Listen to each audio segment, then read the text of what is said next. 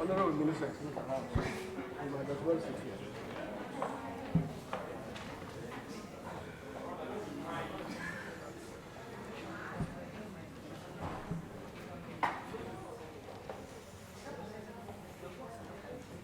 Ladies and gentlemen, please take your seats. We're about to start.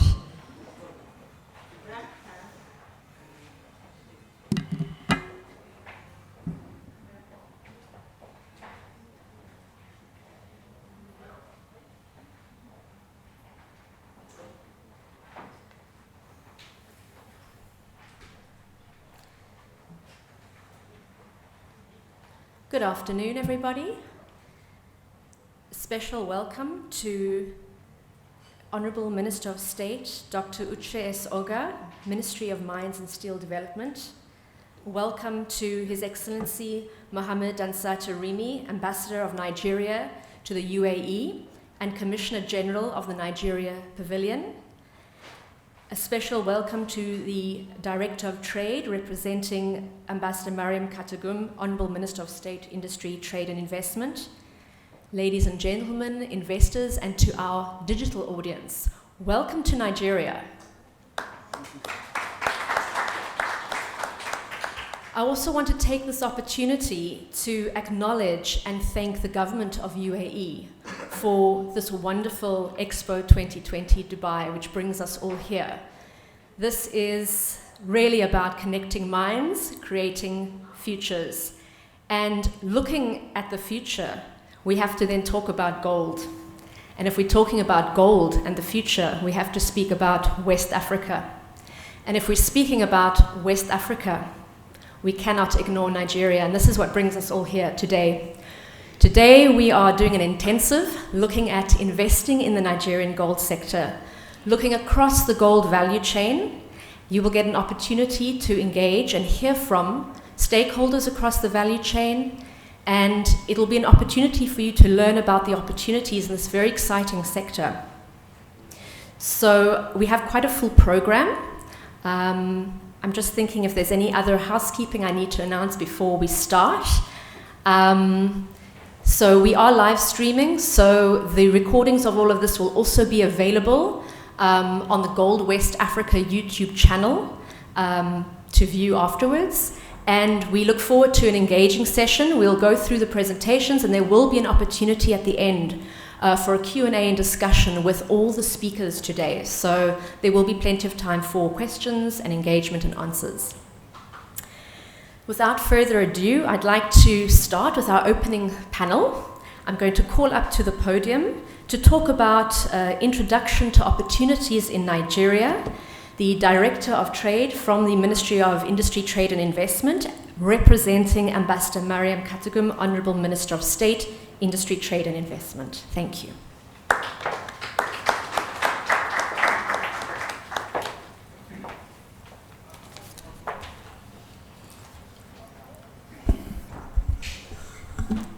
Thank you, Nico. A'udhu billahi minash shaitanir rajim. Bismillahirrahmanirrahim. Your Excellencies, my Honorable Minister of State, for Minister of Mines and Steel Development, Dr. Okechukwu Oga, Your Excellency, Nigerian Ambassador to UAE, and of course the Commissioner General of the Expo 2020, Ambassador Mohammed Rimi, Your Excellencies, my only one friend and colleague, Nigerian National Consultant, Ms. Busola Phillips, distinguished guests, ladies and gentlemen, my name is Inda Abu Ali. I stand in here honorably and humbly to speak, to deliver an open remark of the Honorable Minister of State, Ambassador Mariam Katagum, who of course would have loved to be here, but of course because of changes of flight, she has asked me to deliver a speech. The speech is well sealed, so I'm going to open it now. And I'll read it. So the words you hear is the word of the Honorable Minister. The voice is my voice, of course. But trust me, this is her speaking to you.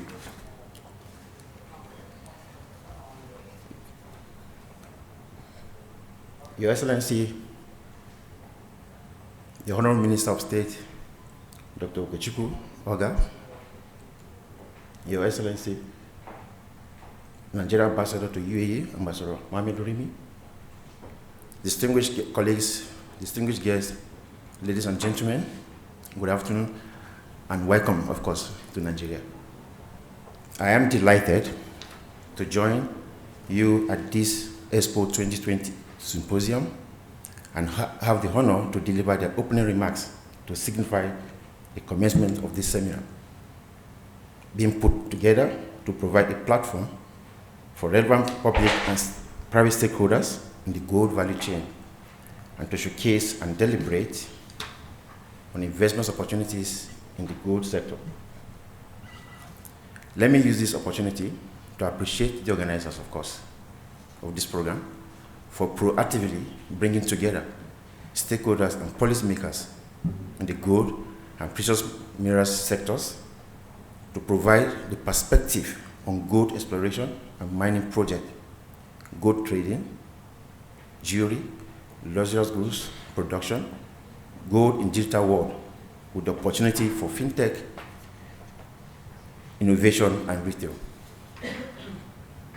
Your Excellencies, I wish to emphasize the importance of taking full advantage of participating at this Expo 2020 to secure maximum investment for the country in the relevant sectors to facilitate actualization of our economic diversification objective, especially after suffering from this devastating impact of COVID-19 pandemic of Nigerian economy. Nigeria's GDP dropped. Of course, oil price also dropped. The naira was devalued, and unemployment rate had increased. It is, however, important to mention that the federal government, under the able leadership of His Excellency, President Muhammad Buhari, has put forward major interventions to address issues around health, economic impact of the pandemic, promote economic diversification from the oil sector to the non-oil sector, increase local production, encourage value addition to product of high forex earnings to save and generate more jobs for Nigerian population, as well as generate more internal and external debts, trade.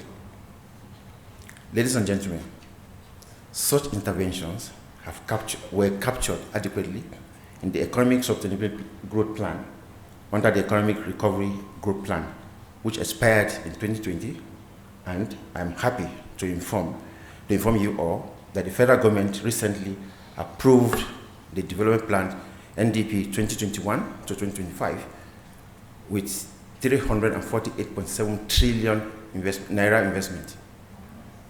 The NDP 2021-2025 contains funding strategies which include enhancing the capacity of the private sector through creating investment opportunities and delivering policies, engagements, and incentives.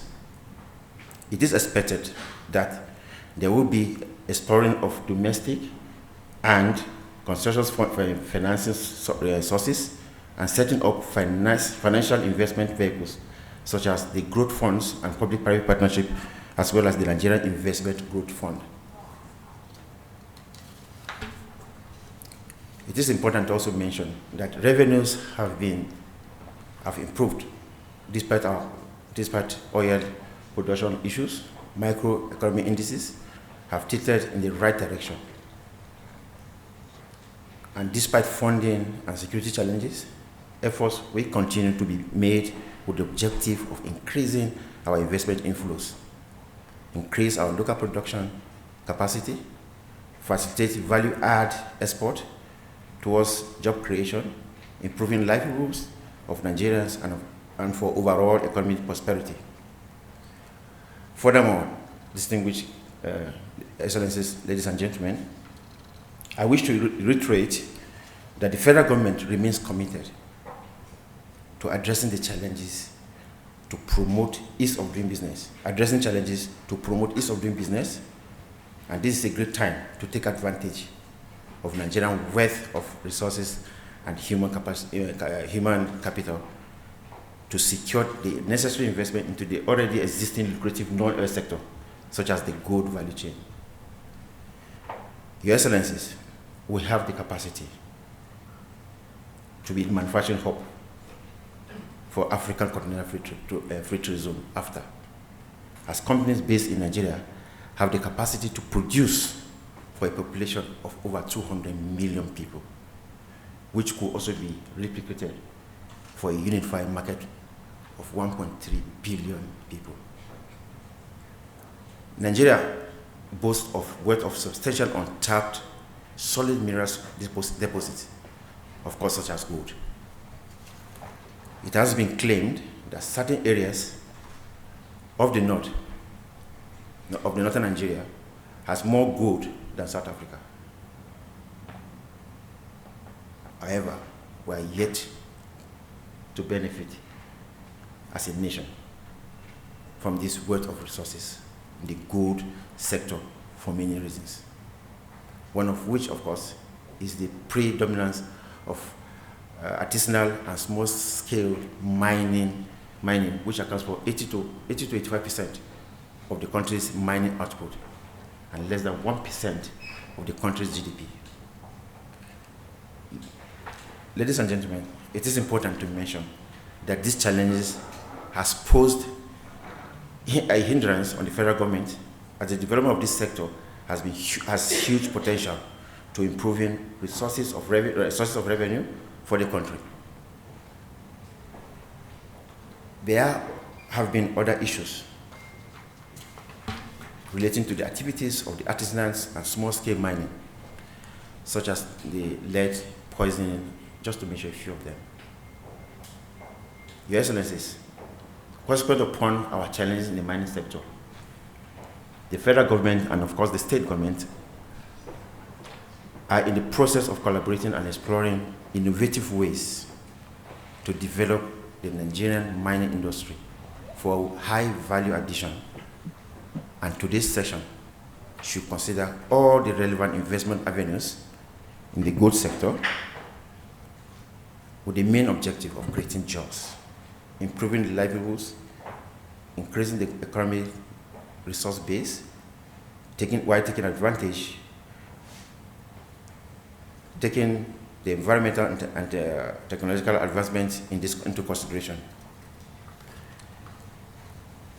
Distinguished guests, ladies and gentlemen, Your Excellencies, at this junction, I wish to encourage everyone to focus on the positives with the mindset that everything is possible, regardless of our challenges, which could easily be resolved if we all prepare to work together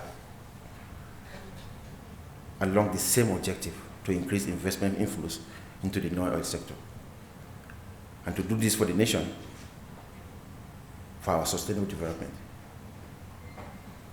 It is therefore my hope that at the end of this section, Your Excellencies, we will go back to our respective destinations with concrete recommendations for the development of the gold sector in Nigeria. At this point, I want to thank you all for your attention. God bless the Federal Republic of Nigeria, and God bless you all. Thank you.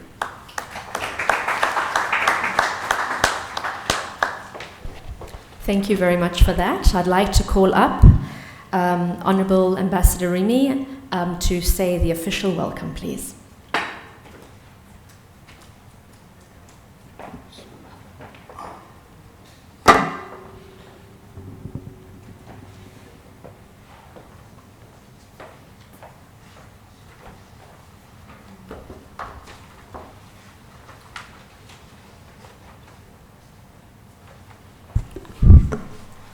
I'm generally a shy person.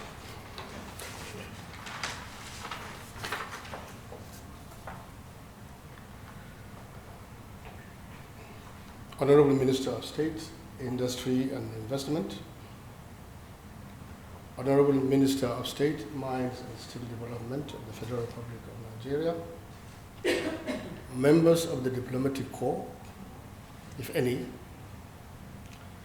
Director General Geological Institute of Nigeria, if he's around, Group Head, Solid Minerals Bank of Industry, Managing Director, Kian Smith Refinery, CEO Hafsat Jewelry, Director Nomdec and Gold West Africa, Suncoin and Gold Tokenization, captains of industry, invited guests, ladies and gentlemen. I am pleased to, on behalf of the government and the people of the Federal Republic of Nigeria, welcome you all to this auspicious summit on investment in Nigerian gold sector. Permit me to use this opportunity to thank the government of the United Arab Emirates for organizing the Expo 2020 Dubai, which has particularly created an enabling environment to over 200 countries of the world to set up their pavilions and showcase their potentials, as well as discuss areas of mutual benefits and cooperation among themselves. Expo 2020 Dubai is the first mega event since the beginning of the stringent restrictions placed by several countries in their attempts to combat the COVID-19 pandemic. I believe participants are happy to, once again, experience people-to-people exchanges rather than the virtual meetings we are forced to embrace by the global pandemic. This expo has resuscitated the spirit of cooperation and dialogue to catalyze the search for common solutions to universal challenges. This forum, therefore, represents a unique opportunity to share the richness of our culture, potentials of our economies, as well as our accomplishments on a global stage. It is an opportunity for us to chart the next decade of sustainable global development as a measure of our collective achievement in pursuit of connecting minds and creating the future. Your Excellencies, ladies and gentlemen, it is a great honor for Nigeria to participate in this remarkable event and to welcome hundreds of participants from across 200 countries of the world. Nigeria, as one of the fastest growing economies in the world, is keen to build bridges and develop more partnership within and outside Africa, and also ready to partner with the Middle East and other regions of the world to take its economy to greater heights through the mechanism of win-win cooperation. Mining is one of the key sectors prioritized by the Nigerian government in its quest to diversify the economy.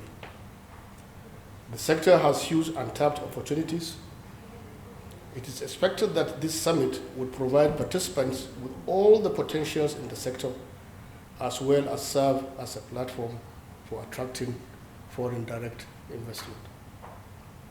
Nigeria is so blessed that all its 36 states, including the Federal Capital Territory, have deposits of one mineral resource or the other. Most of these resources are either untapped or not fully tapped. These resources are industrial quantities, and government is now seeking to revive the mining sector to serve as an alternative revenue in the face of dwindling oil price in the international market. While the untapped ones include kaolin, limestone, uranium, to mention a few, the under-tapped ones include gold, columbite, coal, and tin. Even though coal is now it's not the word that the climate change would like to hear.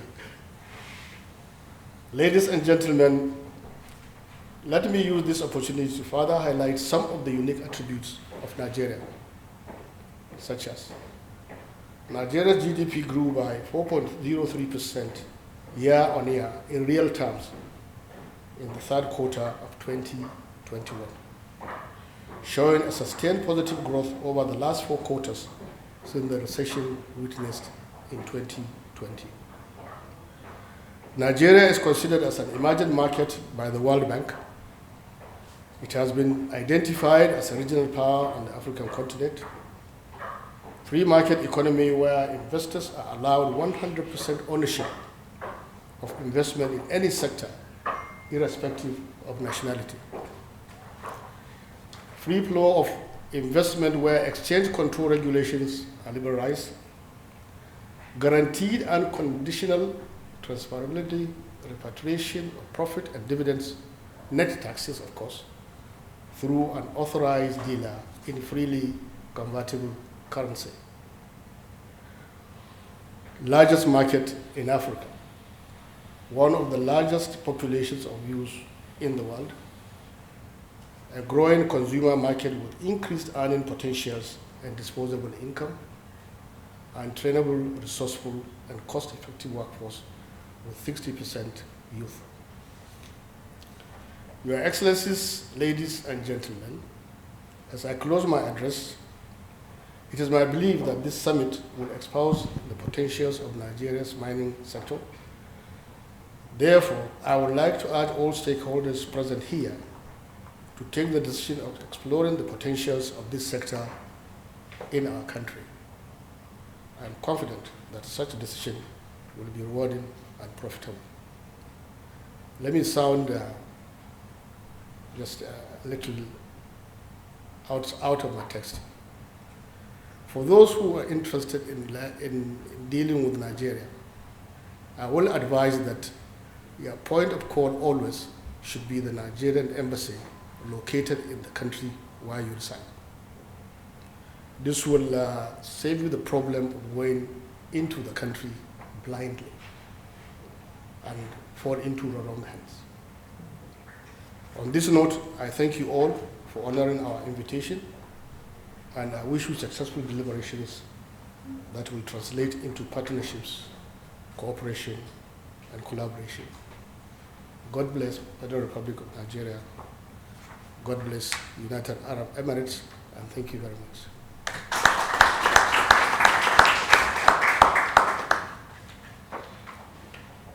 Sorry.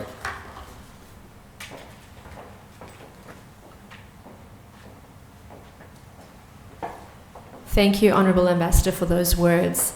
I would like to call up for the special address the Honourable Minister of State, Dr. Uche S. Oga, Federal Ministry of Mines and Steel Development. Thank you.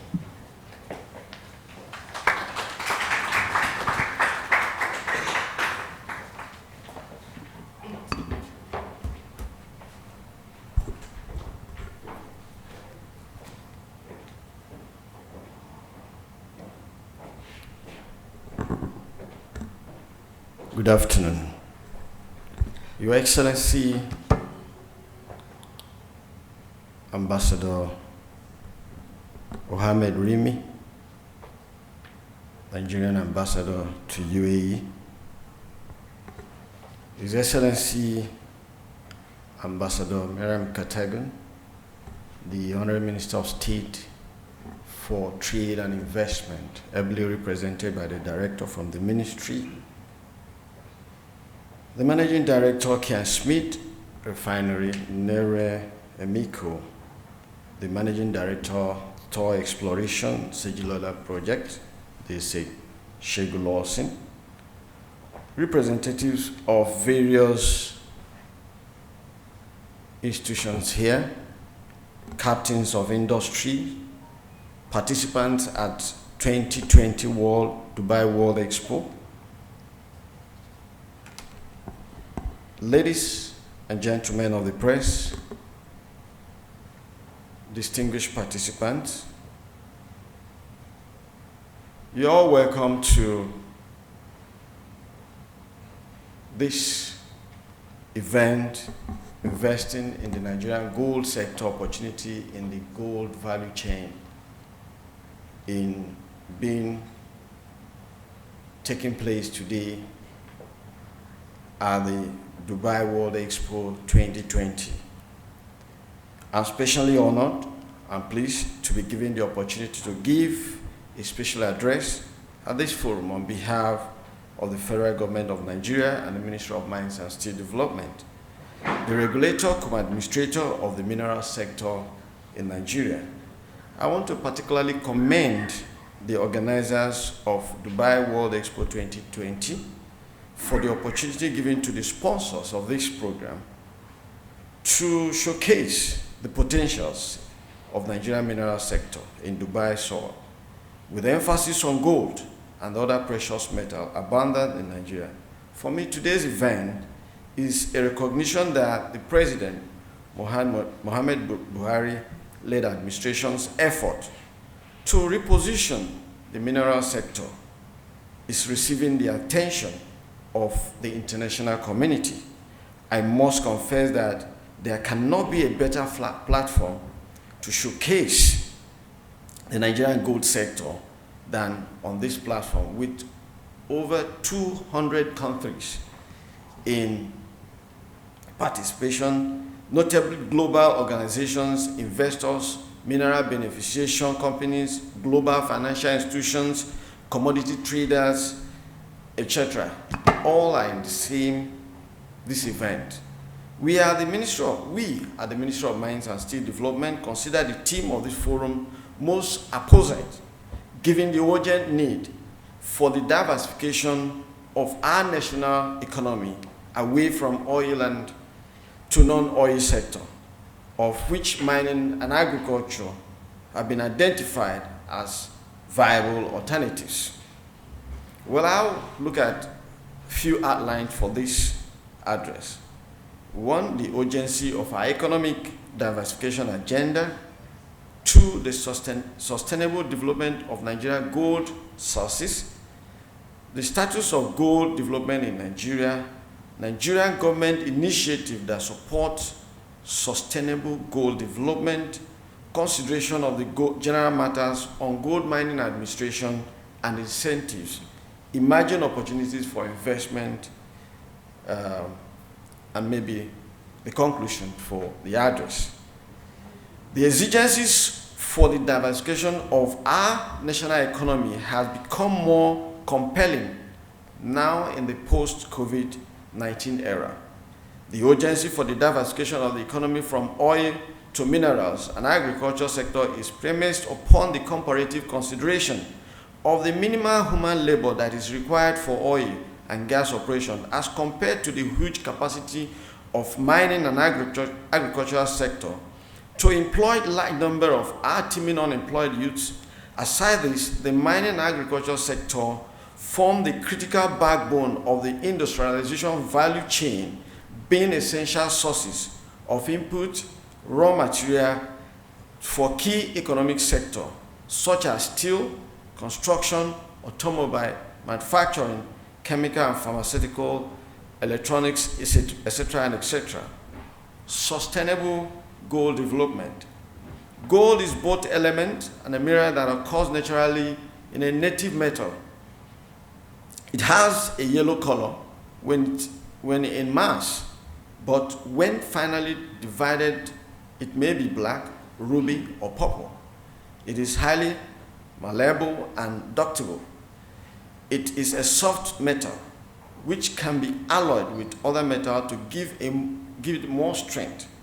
Gold is a good conductor of heat and electricity and is unaffected by air and most reagents. There are many types of gold deposits. There are veins, contact, replacement, and placer deposits.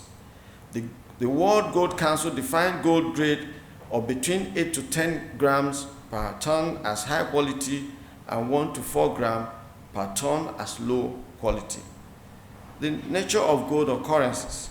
Gold occurs in hydrothermal veins deposited by ascending solution as decimated particles through some sulfide deposits. And in placer deposit, gold is most often found in quartz rocks. Quartz may be found in small stones, in riverbeds, in large seams and hillsides.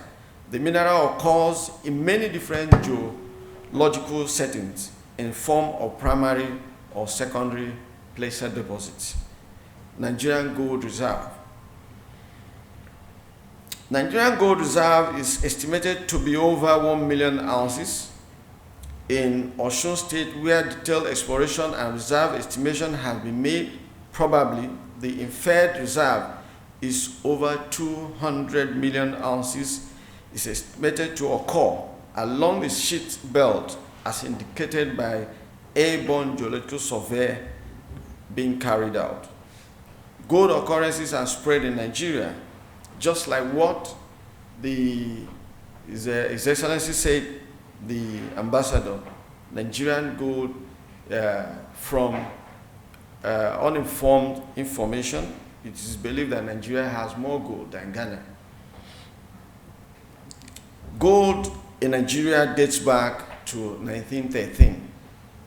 The major gold occurrences are found at various locations in the sheet belt of the country in the following states of the Federation: Zamfara, Kebbi, Kaduna, Niger, Osun, Kwara, Kogi, Oyo, Cross River. In fact, in the last visit we carried out to Benue State, the governor affirmed there have been occurrences of gold found in Benue State, which shows that there are still many discoveries going on. In fact, one day I was telling somebody it's like the participation of the River Niger, you know, the division of the River Niger and the Benue, the way they have encircled Nigeria has deposited so much resources into the country that Nigeria has so much resources. As of today, we have over 44 minerals being discovered in Nigeria, and there are many more discoveries going on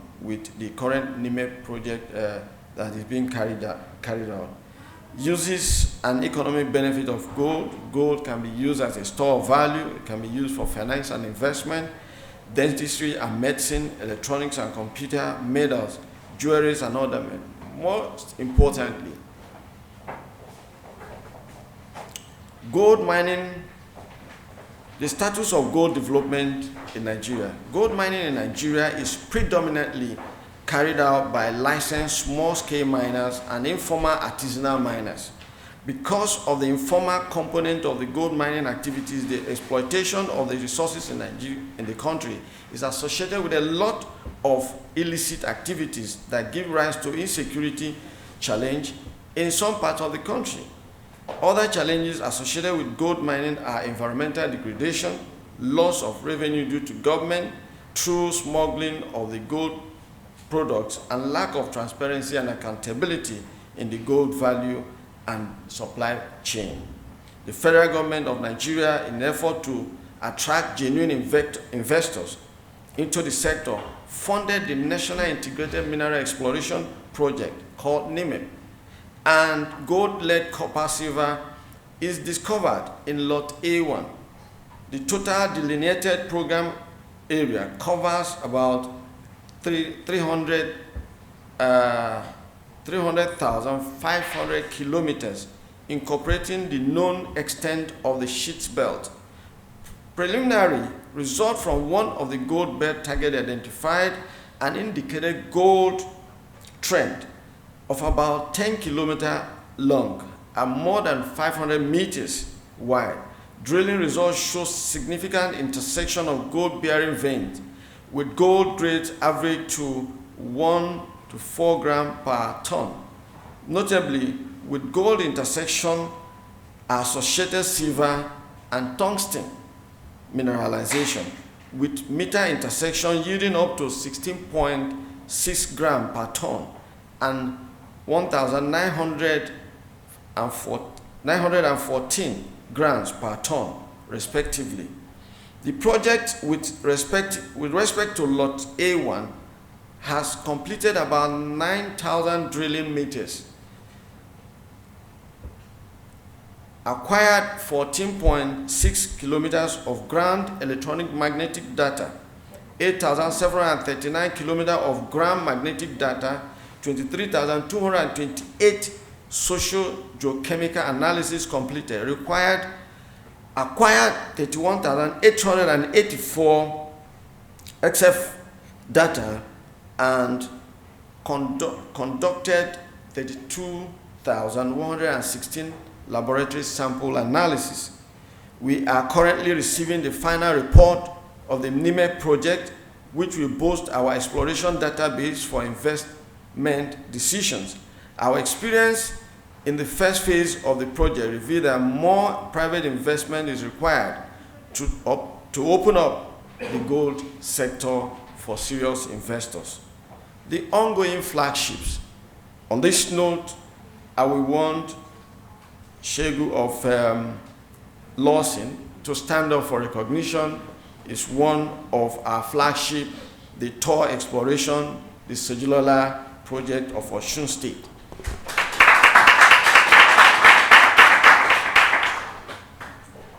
Nigeria's most active greenfield gold explorer that has confirmed large deposit of gold in Osun State. The mine development activities at the site are being rounded up preparatory for commencement of gold production very soon. If they have not, I think they will commence their export by next month. The second is that we want Nere Emiko to stand up for recognition for being the first to establish a refinery, a gold refinery in Nigeria, that we can say, yes, there is an active refinery, and she has shown that in various ways in most of the events she's gone to. She's been the ambassador of Nigeria in terms of gold activities that through both her own gold mining side and in the process of harnessing the potentials of the artisanal miners in Nigeria. So Nere, please, can you stand up for recognition? Thank you very much. Yes, we have other gold mining, gold refineries, though they are not operational, but Nere has been operational for some time now. We have equally the AG Vision Mining, one of the Nigeria leading gold and metallic mineral exploration companies in Nigeria. I will equally use the opportunity to ask Yemi Castin, who is director with Solid Mineral Development Fund, to stand up for recognition. The first in the history. Please, can we give her a round of applause? You know, when the president came into office, it's part of, I'm going to discuss it later, Solid Mineral Development. The president set up a department in the ministry called Artisanal and Small Scale Mining Department. They've been there to, harness the potentials of the artisanal and small scale gold miners. And in the history of this country, our country, Nigeria, the Solid Mineral Development Fund, through the Presidential Artisanal and Gold Mining, was able to present an artisanal gold mine bar to the President of the Federal Republic of Nigeria and been deposited with the Central Bank of Nigeria. Global production report issued by the World Gold Council indicates that China is the largest gold producer in the world. In 2020, China mines produced an estimated 380 metric tons of gold. Other major gold producing countries are Australia, Russia, and the United States. Global production of gold has reached approximately 3,200 metric tons in 2020. Gold initiative that support sustainable gold development. Very, very important. The sustainable, how do we sustain? In addition to what the private sector is doing in Nigeria, the federal government created the Artisanal and Small Scale Mining Department, and then the Presidential Artisanal Gold Mining Initiative, they call the PAGMI. The primary objective of PAGMI is to facilitate the formalization of artisanal and small-scale gold miners in Nigeria and establishment of a registered and a recognized mineral buying center to take care of the artisanal and small-scale miners gold produced in Nigeria, aggregated and refined into bullion, and then deposited with central bank as the major off-taker. National Gold Purchase Scheme set up by PAGMI to promote the production and refining of gold for purchase by Central Bank of Nigeria under the Federal Gold Reserve Treasury Scheme. The establishment of the 5 billion credit facility account with Bank of Industry as an intervention to support the mineral activities in the country. I equally want to recognize Mubarak. They are one of our key supporters in the ministry. My sister Mubarak, I want you to stand up for recognition. She's a director with the Bank of Industry. Another is the setting up of the ongoing NIMEP with primary objective of promoting increased investment in the exploration and mining of the gold and other targeted mineral commodities. Formulation of the national gold policy is on the way. The policy, when developed, will serve as an instrument and means of which Nigeria can secure maximum benefit from its gold mining, its gold value chain.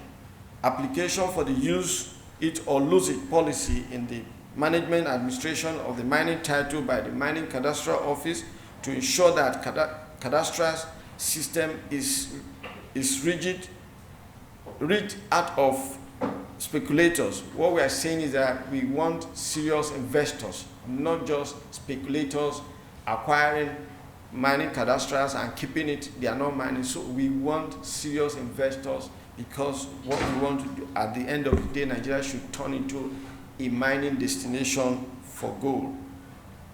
Implementation of the roadmap for the growth and development of the Nigerian mining industry. Mineral sector support for economic diversification project. We are developing a new export guidelines in collaboration with the stakeholders to curb mineral smuggling and promote downstream value chain addition for job creation of the Nigerian teeming youth, or the teeming Nigerian youth. Establishment of a gold processing center in Kogi State and a gold souk in Kano to harness the artisanal and artisanally mined gold. That's all we are doing in support of what the private sector is doing. We want to see how we can, add more processing centers. At least when they are processed, they are transferred to the refineries. From there, they are produced to LBMA standard. So a lot of investors are required in this area. Consideration of applicable general matters to gold mining. Mining policy and legal framework. As part of the mining sector reform program, the Mineral Mines and Steel Development put in place the following legal regulatory framework which governs mining activities. One is the Nigerian Mineral Mining Act of 2007, which is under review, the National Mineral and Metal Policy 2008, the Nigerian Mineral and Mining Regulation 2011, and the Roadmap for the Development of the Mineral and Metal Sector in Nigeria 2016. Operating mining leases and mineral permits. Mining of gold and other minerals in Nigeria is only lawful under a mineral title, mining lease or small-scale mining lease.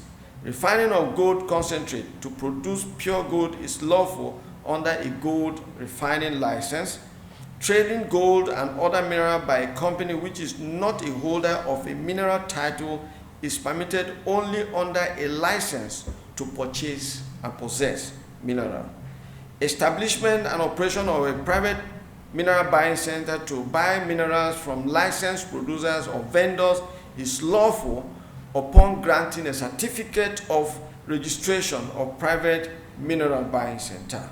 Exploration of gold concentrate or refined product and other mineral commodities for commercial purposes is lawful under a permit to export minerals for commercial purposes.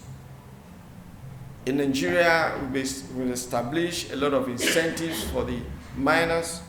Some of these incentives are as follows: exemption from payment of customs and import duties with respect to plant, machineries, equipment, and accessories imported exclusively for mining operations.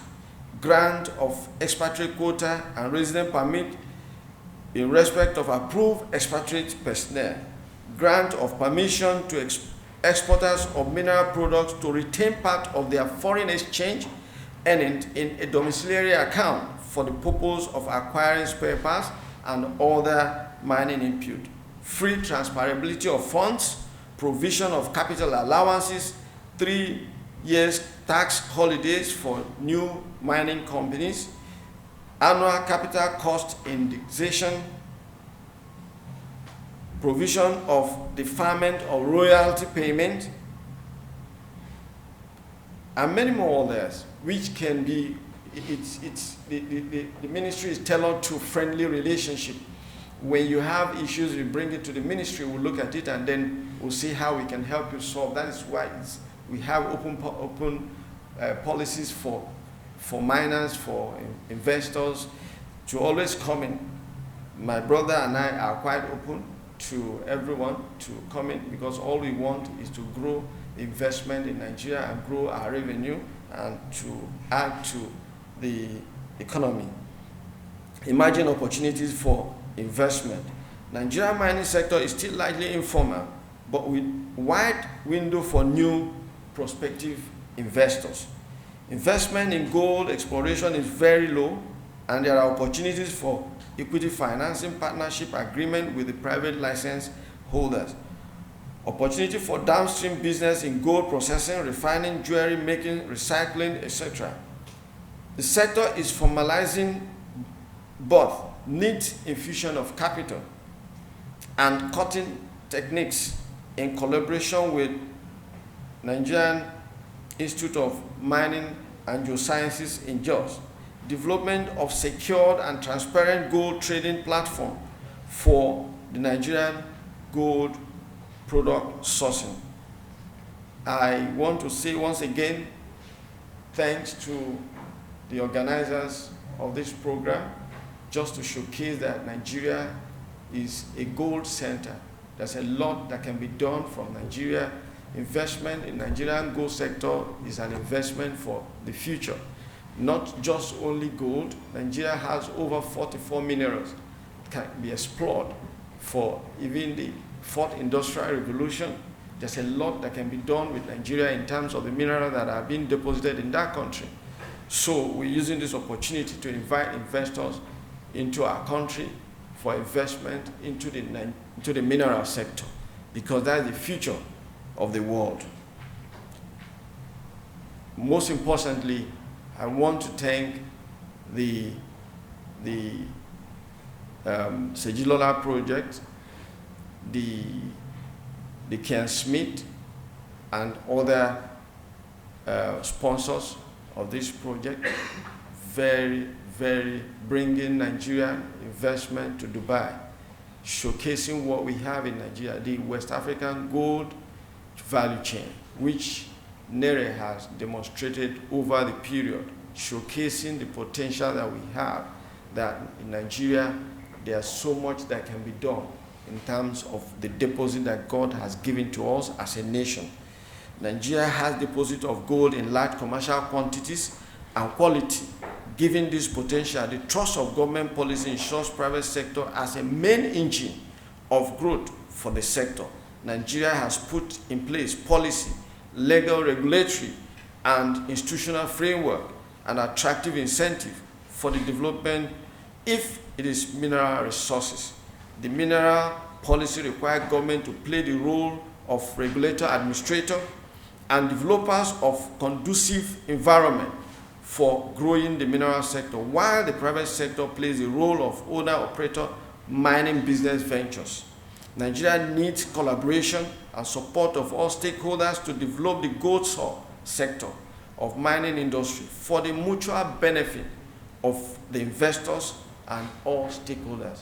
Once again, I want to say thank you for the opportunity given to us to be a speaker in this program. And I want to say that for us as a nation in Nigeria, we are open for investors. We are open for discussions. We are open for, as it has to do with the mineral sector. Nigeria has great potentials. more minerals are being discovered on daily basis as to the composition of Nigerian mineral sector. But today we are discussing about gold, and I can boldly say that Nigeria is a gold country.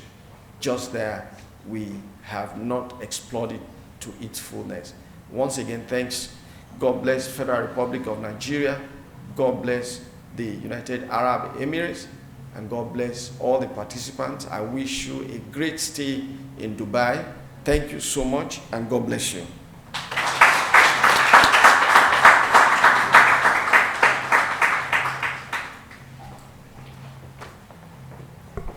Thank you very much, Honourable Minister of State. That opens up the program. You have a good meta view of gold sector in Nigeria and some of the broader opportunities. Now we get into the meat of the day. And to take us into the next session, which is all about gold exploration, mining, refining and trade, I'd like to call up Nere Emiko, Managing Director of Kian Smith, who will also be introducing the next speaker. Thank you.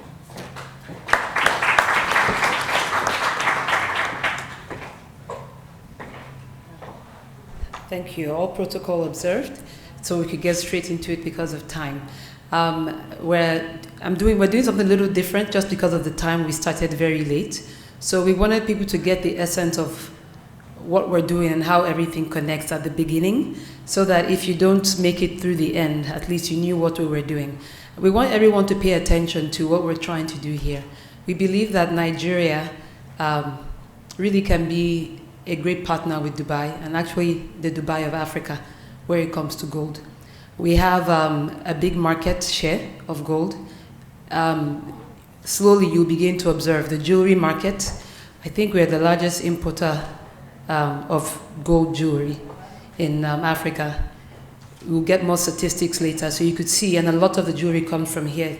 There's Hajia Hafsat, I will introduce her in time, just so you can see what's going on. However, even if Nigeria, so far, and all this achievement we've had was even before Segilola, who we're going to introduce, started producing. Without being a mining country, Nigeria has had a big appetite for gold coming in from the region, already informally being that gold hub. So we want you to just pay attention and see now and understand how Nigeria is emerging and the opportunities for formalized gold trade and investing in gold mining and the value chain. You're also going to see why it's important, why we have the Bank of Industry here as well. What has existed mostly has been small artisanal mining. And so far, up until about, I think, a year or two ago, there has really been no way to fund them. They keep saying funding, funding, funding. There has been no fund. And we will testify about how finally the Bank of Industries Fund unleashed something for funding in small-scale mining in Nigeria. So all of this now, suddenly you're going to see the reason why you're seeing Nigeria on the map in the last year is this collaborative effort of all these things going on the value chain, the finance, the exploration, the mining, the formalization of the trade, the jewelry. So we wanted to say this up front so that you could see what's going on, since we're putting all the questions and answers to the end, just so that there's that understanding. Now, I would really like to introduce Segun Lawson of Thor Exploration and Segilola Gold, Segilola project actually. The reason why I wanted to do this introduction is to really let you know what this means to us in Nigeria. We in Nigeria, as you know, it's as good as the data. It's taken a very long time to get this project on board, but there's been hope. Everyone has known about this project for about 20 years, I think, more than 20 years, but let's say in fairness, it's just had a lot of issues. It's always been listed. But finally, and I'm very excited because Segun is also of a younger generation. So really seeing how there's been that continuity, that struggle, and that we now have a young miner who has come on board. The project is listed on the London Stock Exchange, the Toronto Stock Exchange, at least, I think, 800,000 ounces. He'll give the stats, I don't, but the point is their success has finally opened the door for us in Nigeria. Because so far, everyone could say, but you keep saying in Nigeria there's gold, but there's been no big project. And finally, he's opened the door for us. So the minister has honored him, but for all of us in the sector, and even that you came here, because I know how busy you are, I know what's going on in London and Canada, but you understood that this was important for Nigerian investment in the gold sector. And you came here to make this presentation for the world to see that really there's potential. I mean, I know you talk about the project and a lot more. Thank you. Let me introduce Segun Lawson.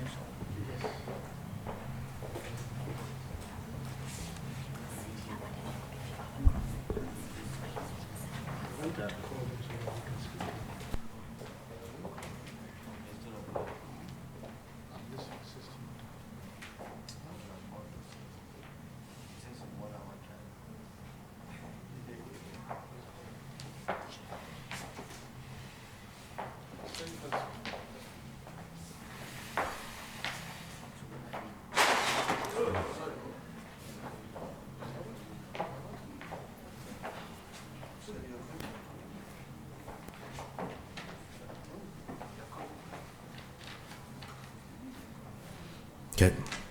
Good afternoon, Your Excellencies, distinguished ladies and gentlemen.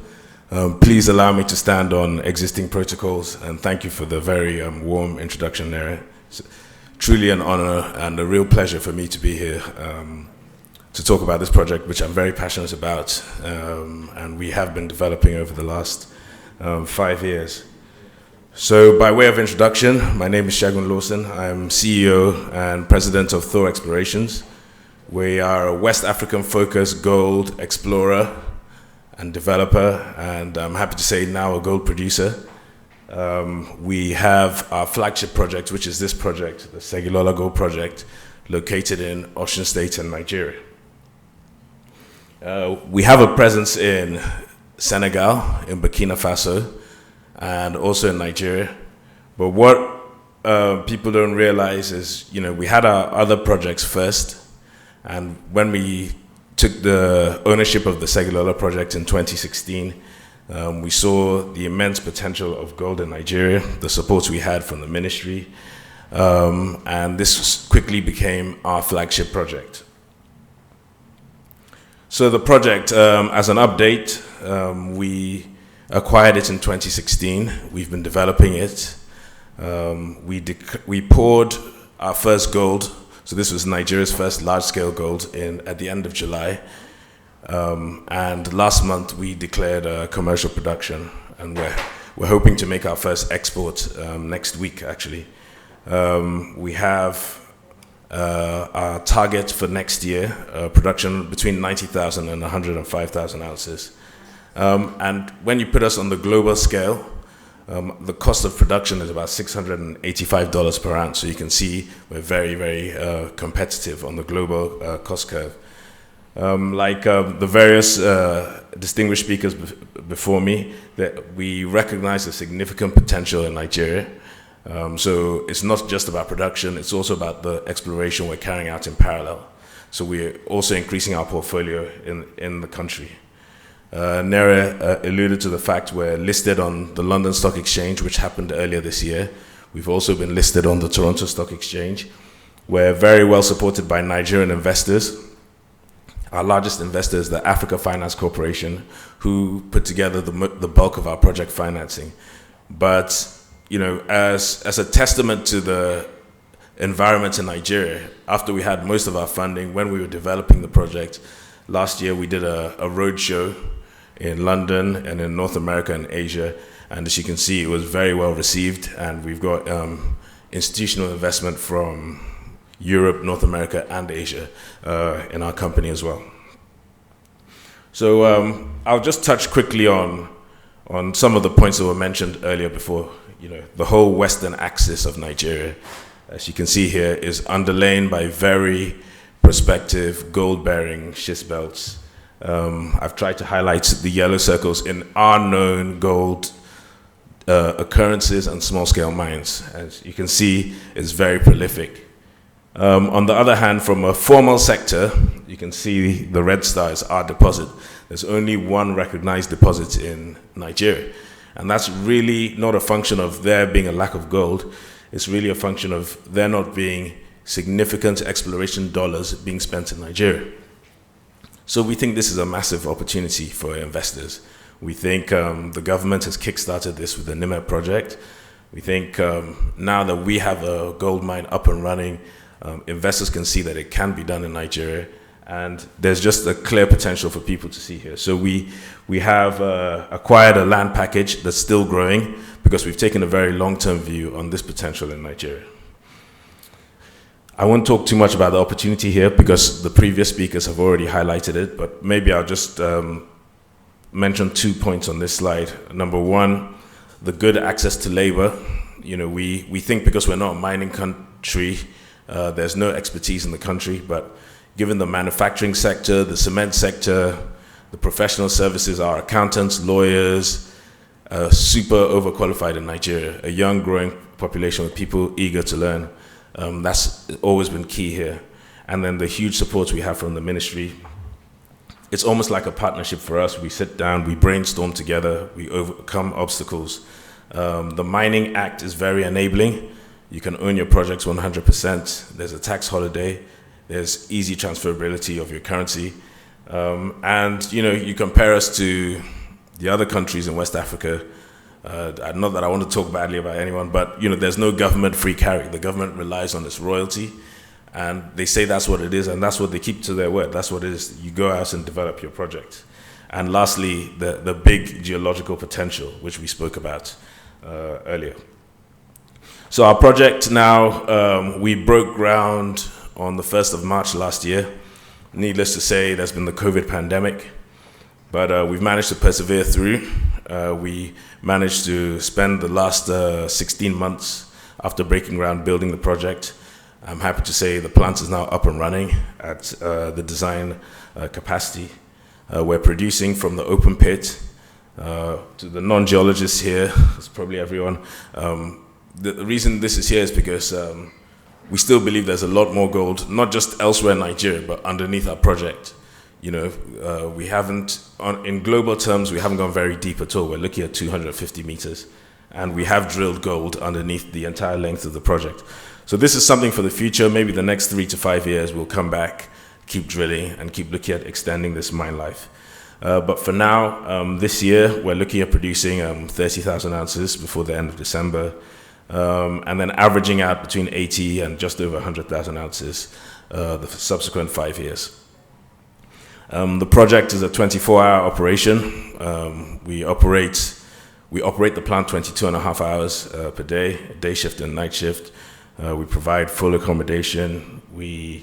It's had an excellent social impact on the area. We employ 700 people. From the 3 villages around us, we employ just under 200 people.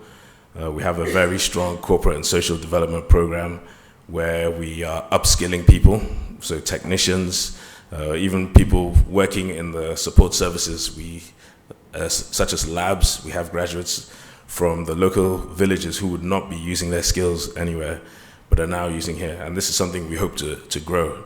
And this is one of the side benefits of mining that people don't really champion enough. This is a picture taken last week, just to show the proof is in the pudding. We have produced our first shipment of gold. We're very excited about getting that out next week.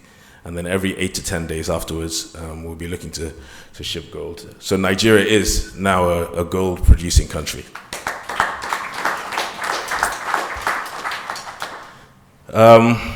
So I've spoken about the mine itself. I just want to finish off by saying that, you know, we're on a schist belt that runs for 400 kilometers, and we've pegged ground all over this schist belt, only on the first 120 kilometers around us. And in every single one of our licenses, we found gold occurrences. We don't know if it's in commercial quantities or not, but there is gold there. And this is just one of the many schist belts in this western axis of Nigeria.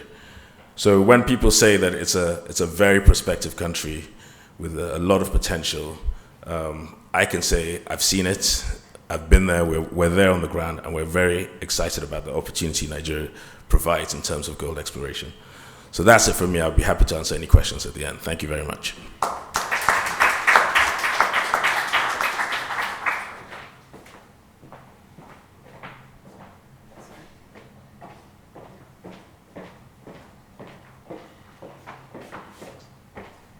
Thank you, Shegun. That was amazing.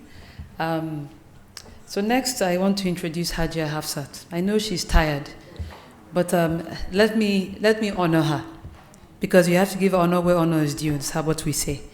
I'm very moved. It's a little emotional, and let me explain why. So I entered the sector maybe 10 years now, about 10 years, and I met Shegun maybe about 5-6 years ago, but I've only known Hajia now about 2 years, but you will find out that there's people who have been holding this sector long before we showed up, and they're still there. Hajia Hafsat, I think it's her mother. It's the business. Your mother was first in this business, and then her. They've been trading gold and jewelry in Nigeria. I think total now is over 40 years. It's a very long time, and it's a family business. And you can't understand the impact of this until you realize that they manufacture jewelry in Saudi Arabia, in Bahrain, in Turkey, Dubai, Singapore. She hides her face. But it's important to understand this, that to understand what's going on in Nigeria. For example, in Kano, where she's from, I'm doing all this talking because she doesn't want to speak. She's very tired. We dragged her out. She came in from Saudi this morning, I think. Yeah, she's exhausted. So I will speak. I still want her to get recognition. She may not speak long, but I'll do the talking. It's important. In Kano, where she's from and really based in Nigeria, there's, as of 2018, end of 2018, there were 20,000 unique visitors who come into Kano just to buy gold jewelry. This is not just in Nigeria, from around the region. This is part of, and I think their market share, I don't know the stats, but it's high. I know at least for the Lagos market, in terms of the jewelry wholesale, I think, you're number one, you hide. Abuja, the truth is, I'm talking a lot about jewelry, but they do a lot more than jewelry. They are trading gold bullion. So summary is, it took us a lot of time, and it's important because this R&D that we were doing to understand the market of Nigeria and the potential and the statistics that even the World Gold Council doesn't have. These people have them. So I really want to honor Hajia Hafsat. I know you have declined to speak. If you don't mind, someone from your, if not you, Sadiq, someone should at least just come page through the slides.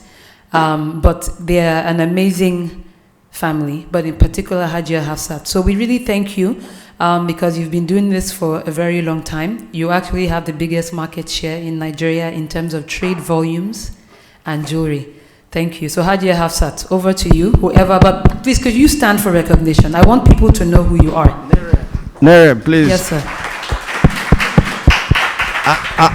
Hajia is our export to the world, so she has to stand up to say one or two things. She doesn't want to speak. She's exhausted, but I do want her to stand. It's important that people know who you are. We don't want someone, we want Hajia to say something, even if it is say Sanu, okay, let her say Sanu, and let... As the Honorable Minister has said, forgive me, Hajia.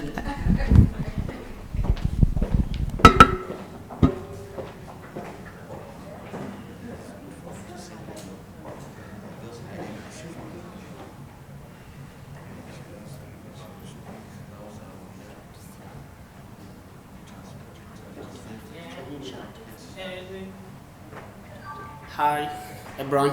Assalamu alaikum. Honorable Minister, guests, and everybody. This is Madam Hajia Hafsa, founder Hafsa Jewelry. We are not too big, but small company in the market. Right. Yeah. What we do, we started like big 12 years ago. We have our headquarters here in Dubai. We have 2 shops in Dubai. One is an office for bullion trading, which we bring from West African states, Nigeria, Benin, Niger Republic, but mostly from Nigeria. We have from the ministry, we have purchase and possess license, and we are buying a lot from the local and big miners as well. Because in Ocean there is big miners who are mining in volume, and we are buying from them. And even the small miners, and a lot of them. And in terms of jewelry, we are trying a lot. Yeah, it's kind of like we occupy the market, to be precise. We have 2 big shops in Lagos, which we're doing the wholesale. Yeah. Yeah, this how. We have 2 big shops in Lagos. We are doing wholesale but not retail. And we have big wholesale shop in Abuja and 3 retail shops. We have 2 retail shops in Kaduna, 2 in Kano. And that's all for Nigeria, I think. We have in Niger Republic. We have in Benin Republic as well. And we have in the headquarters here in Dubai. We sell jewelry in one shop, and other we are doing bullion.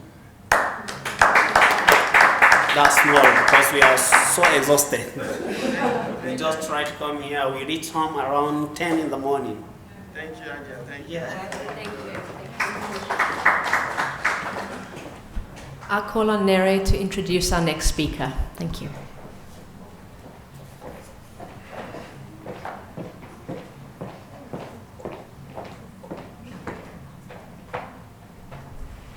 Okay, so I'm not sure what our next speaker is going to say, but I alluded to something. So far, the space has been more artisanal, small-scale mining for gold.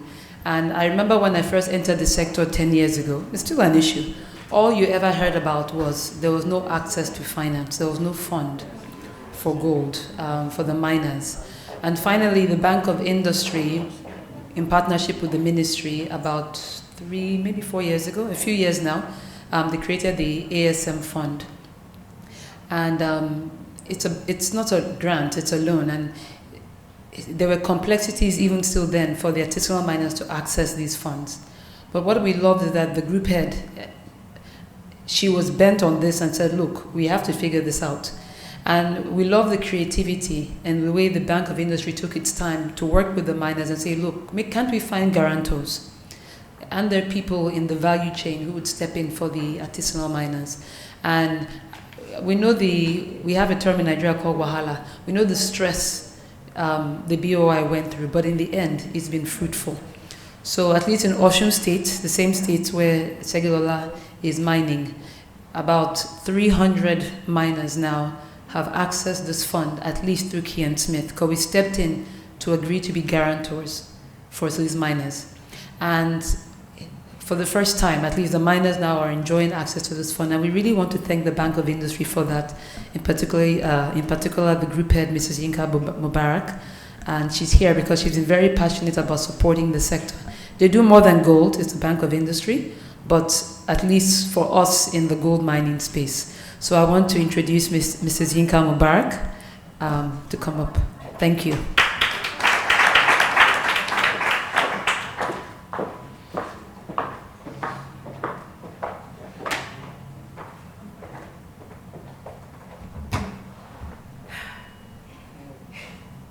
Your Excellencies, ladies and gentlemen, good afternoon. It's really an honor to be here today. Like Nerena rightly said, my name is Yinka Mubarak. I work for Bank of Industry in Nigeria. BOI, as we're popularly called back home. BOI is the foremost developmental finance institution in Nigeria, the most successful at that in Nigeria. We support businesses, aging businesses, greenfield, brownfield, not only mining, in nearly all the sector of the country, and we're owned by government. So I'll be here today to present on investing in Nigerian gold sector, opportunities in the value chain. An overview of the gold industry. We all know that this is a global business. on every continent. And in 2020, China did around 11% of the total gold production, and bringing that back home to Africa. There are still some few provinces that has promising potential in the gold sector, most especially in the West African region, inclusive of Nigeria. And according to province surveys, and then in furtherance to what the minister said, we have about 7 states, and it's still counting, in Zamfara, Niger, Kaduna, Abuja, Osun, where we have Tor and Ken Smith, as it were. So, like he said, we're still counting, the data is still coming in, and also, according to the Nigerian Extractive Industry, NAITI and the NEPC, Nigeria has over 200 million ounces of undeveloped potential. So what does that mean? That means Nigeria actually is the latest kid in block. From what Segilola is doing, Ken Smith Refinery and a couple of others, I think I will implore the investors in here, both local and international, that Nigeria is now, we're willing, we're ready, we're on the map. This is the time for you to actually come in. First mover advantage, you know what it means. What are the initiatives that we have towards access to finance in the gold value chain? I'm going to talk about two-pronged approach, both from the government side as well as from the private sector side. From the government side, we have what we call the PAGMI, which is the Presidential Artisanal Gold Mining Initiative, which was launched sometimes in 2019. Basically, what the PAGMI does is to formalize the artisanal miner in the sector, so that they will be able to, produce gold in a sustainable manner, and also that will, translate into increasing, diversifying Nigeria's revenue base. Also, that we create that will create employment for our teeming youth. And also, like the minister said, CBN, which is the central bank, they are the confirmed off-taker of the produce. Also, from the Bank of Industry, we have so many things we're doing to support the sector. Aside the artisanal finance that we have, we're managing that for the ministry, which is from the government. Even BOI itself, we've done well over 50 billion to support the sector, not only gold, the other minerals. We have so many minerals in Nigeria, 44, and we're still counting. So, and we provide business advisory support services. We support greenfield and brownfield, like I said, ab initio. So if you're willing and you're ready to invest in Nigeria, Bank of Industry is there to support, to assist in whatever way we can. On the private side, the private sector side, we have a lot of opportunities going on there, like Segilola Gold rightly explained while he was going through his presentation. Also, we have the Gold West African, who are the organizers of today's event. They are a private sector driven. Also, we have Ken Smith, which refinery, which is the first refinery we have in Nigeria. Also, we have Dukia Gold and Precious Metal Project, which was launched sometimes in 2020. There too, they are a trading arm of it. Likewise, AFSAT, my previous speaker too. So, with all this, bringing all this together, we can see that a lot of traction is happening in Nigeria. And all these programs are geared towards mining Nigeria gold reserves, trading responsibly, as well as optimizing the use of our gold refinery. In conclusion, this is just some of the basic opportunities. We have several, which I couldn't list here, and I'm going to leave you with this shot that wouldn't you rather invest in Nigerian gold right now, because most of the other producers are thinning down. This is the time we are waking up. This is the time we are coming to the stage. And I think first mover advantage, that will be the best that can actually happen to anyone. So please come and invest in Nigerian gold. Thank you.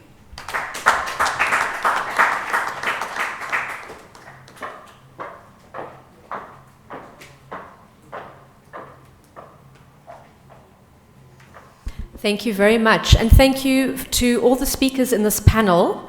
We're going to move swiftly on. Please let me remind you to hold your questions. There will be time for engagement at the end, Q&A at the end.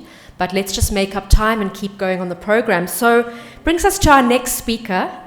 You know, we say gold is Africa's veins, and gold is Africa's past, present, and future.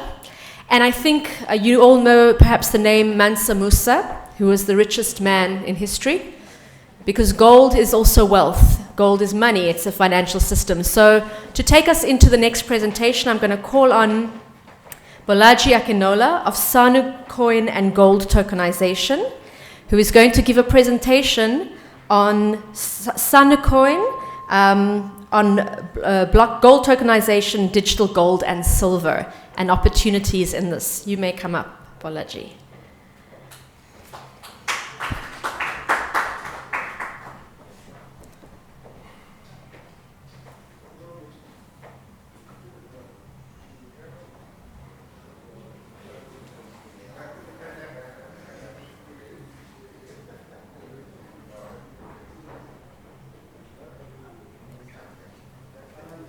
Hi, good afternoon, everybody. All protocols duly observed.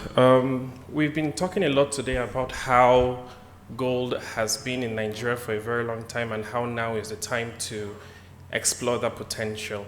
However, when you are exploring potential, you are stuck sometimes with the old ways of doing things. And today's world is global, and the easiest way through which you can merge the present, the past, and the future is through new technology. Fintech is today.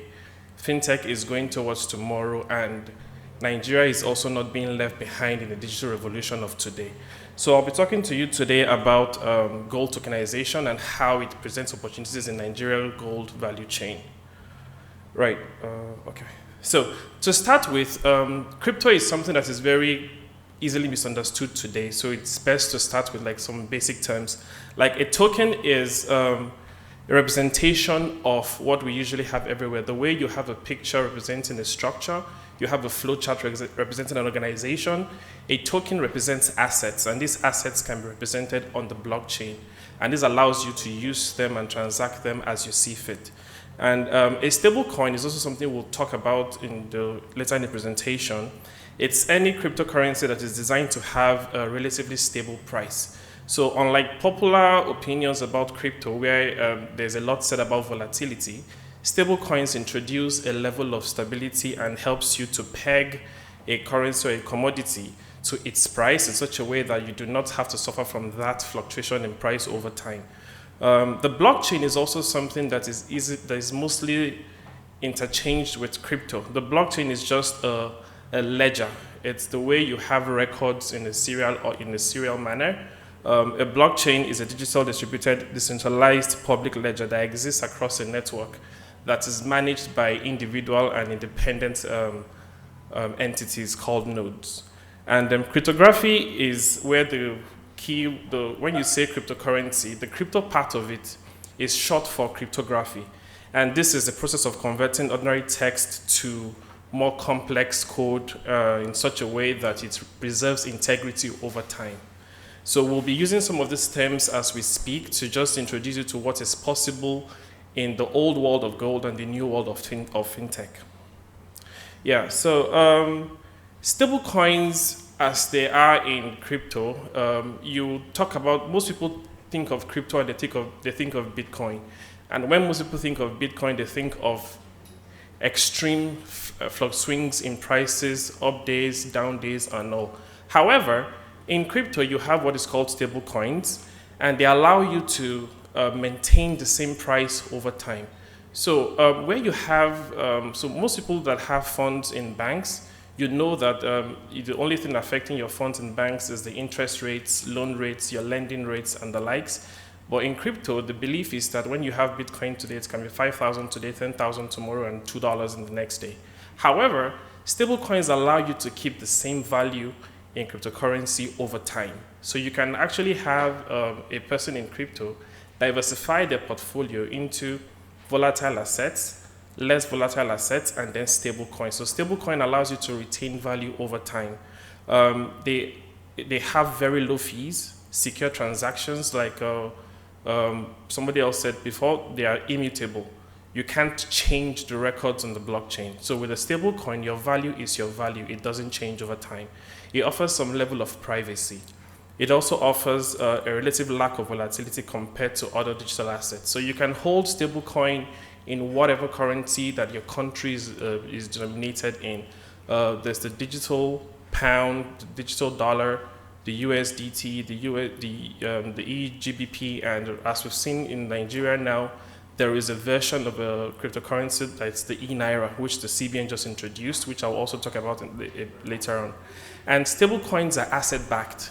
They are either backed by the reserve of the issuer of the stablecoin. So it's the same way you have a bank give a loan to a company and say, okay, this is how much we've given to you. The issuers of stablecoins also guarantee the value over time. So when you hold the stablecoin, you know that it's being backed by actual assets, so they are interchangeable with fiat.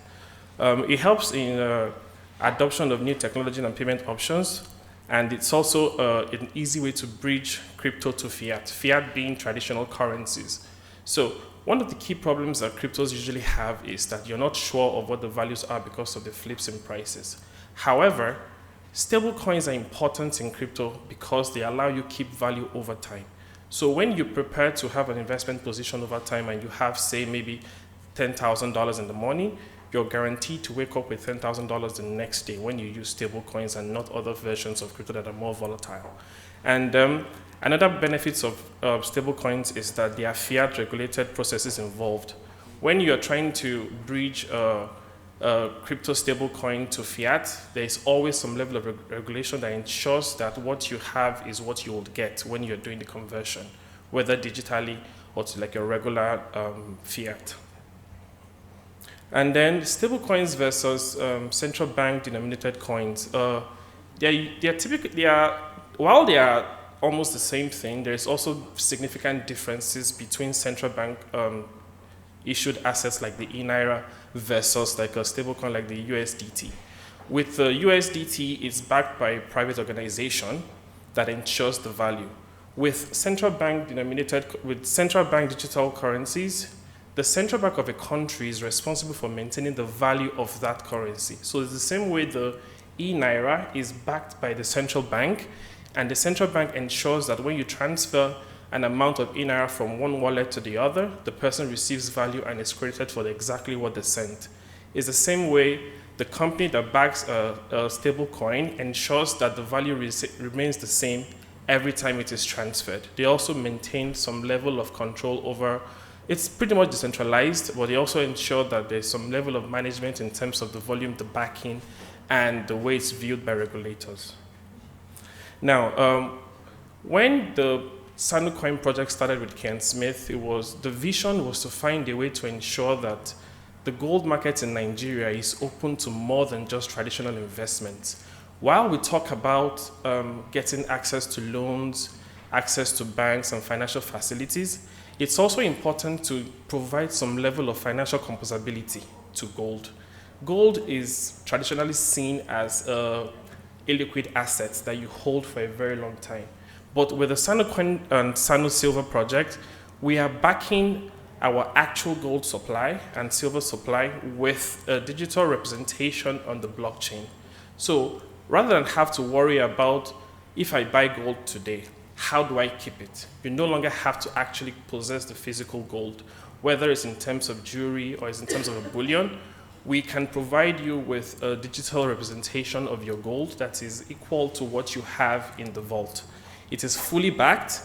It's one-to-one at all times. The only thing that controls the value of the gold you have is the same thing that controls the value of gold everywhere in the world. So it's pegged to the LBMA price at all times. Yeah, so what is Sanu? Sanu means gold in native languages in Mali and some parts of West Africa. And it's a tokenized version of gold and silver that represent physical gold and silver respectively. So when you're a Sanu Coin token holder, you own physical gold without actually having the gold with you.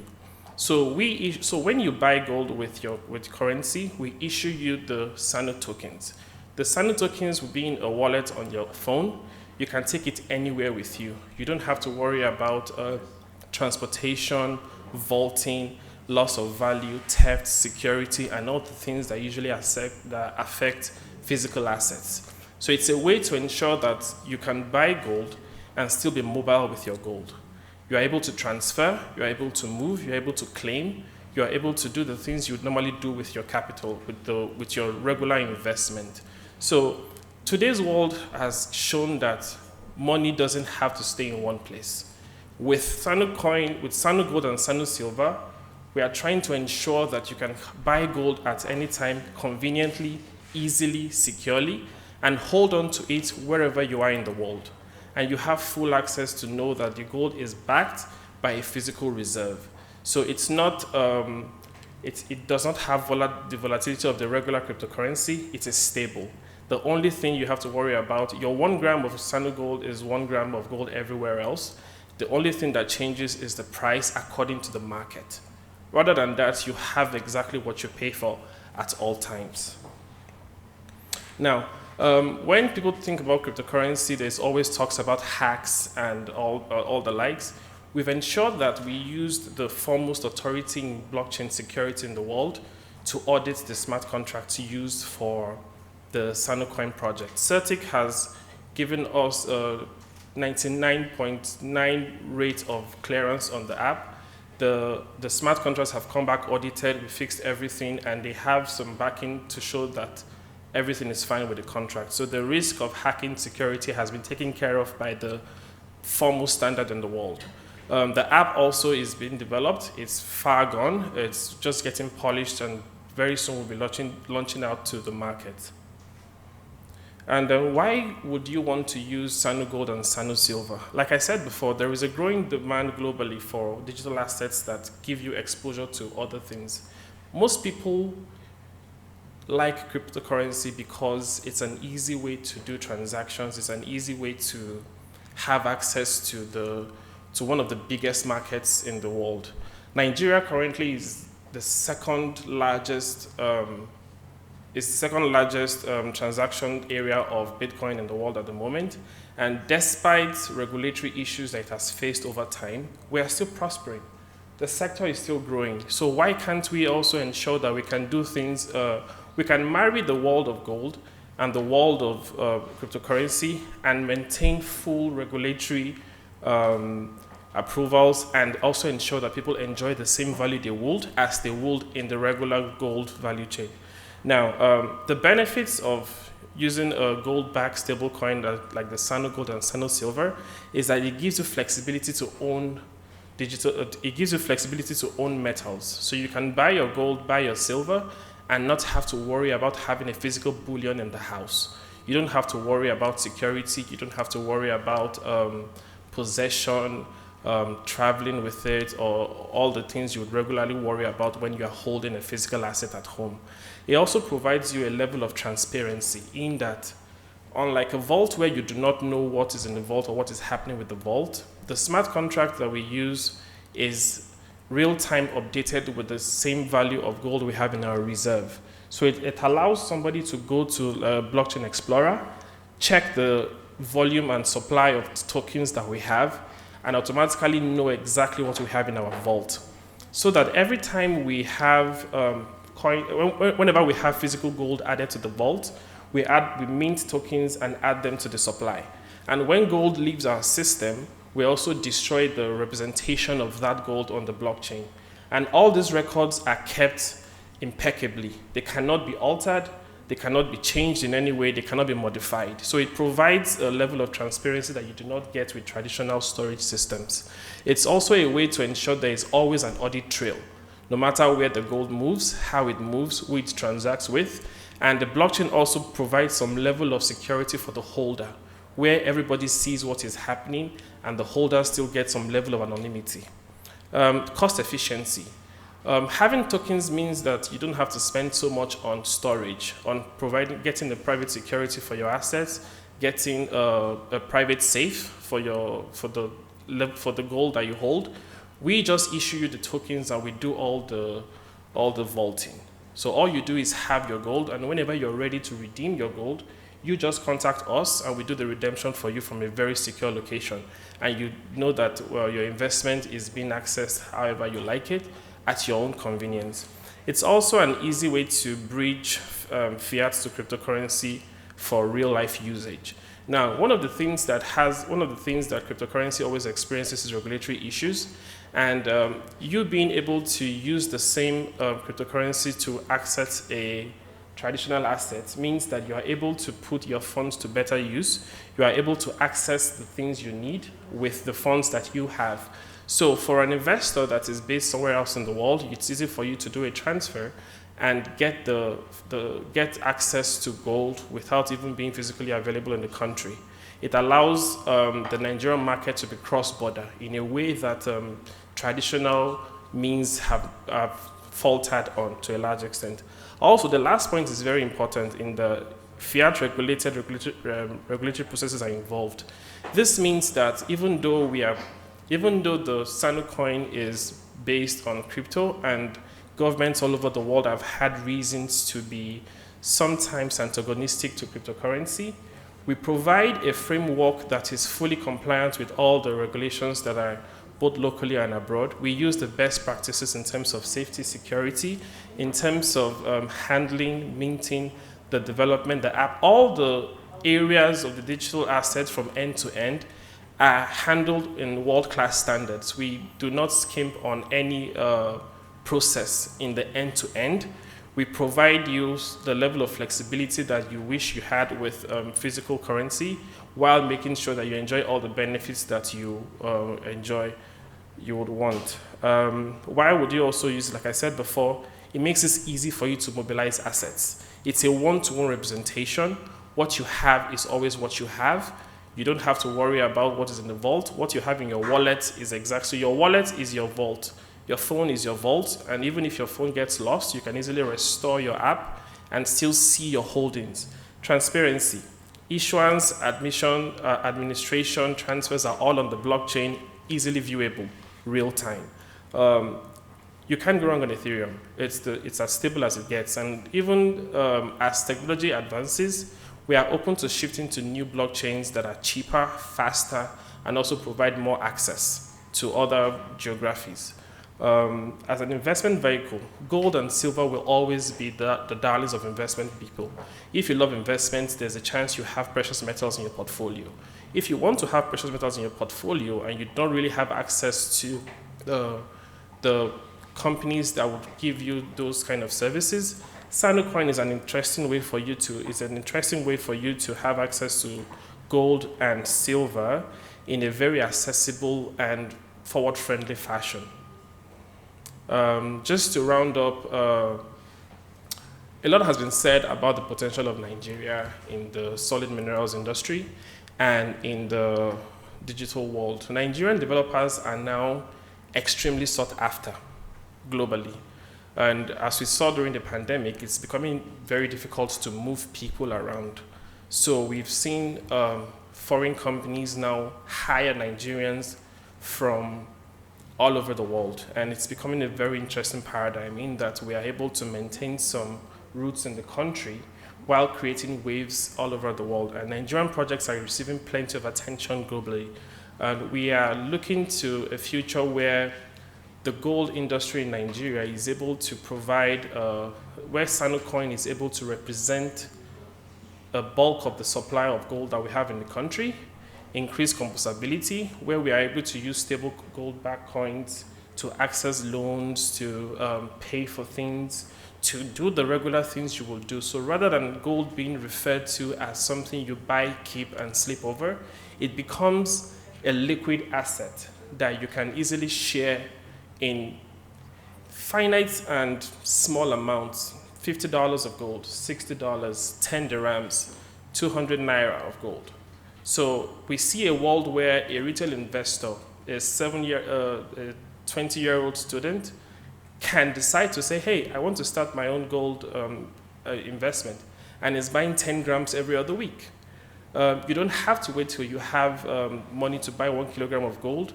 We are looking towards a future where everything is open, transparent, accessible and easy to use. The same way you would do an M-Pesa transaction from mobile money, one number to the other, you can easily buy gold, buy 1 kg and share to 17 children if you have as many as that.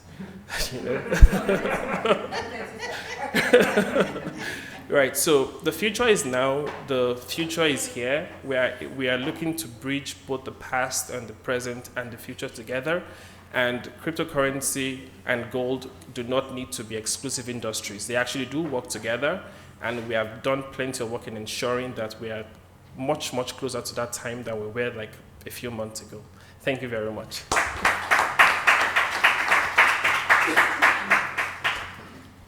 Thank you very much, Bolaji, for that very interesting presentation and definitely a conversation to take us into the future. So we'll move on to our next part of the afternoon, where we're looking at gold market development projects. I'm sure you've noticed, if you're looking at these banners in the room, there's a logo on the banner and it says Gold West Africa.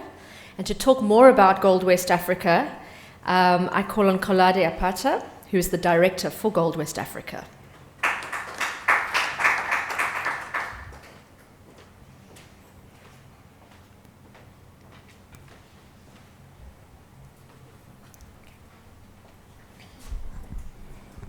Hello, everyone. All protocols duly observed. I'll keep this extremely short because I know we're running out of time. And I think this is one of the first events we've had where we actually just want to spend some time explaining what this is all about, why Gold West Africa actually does this.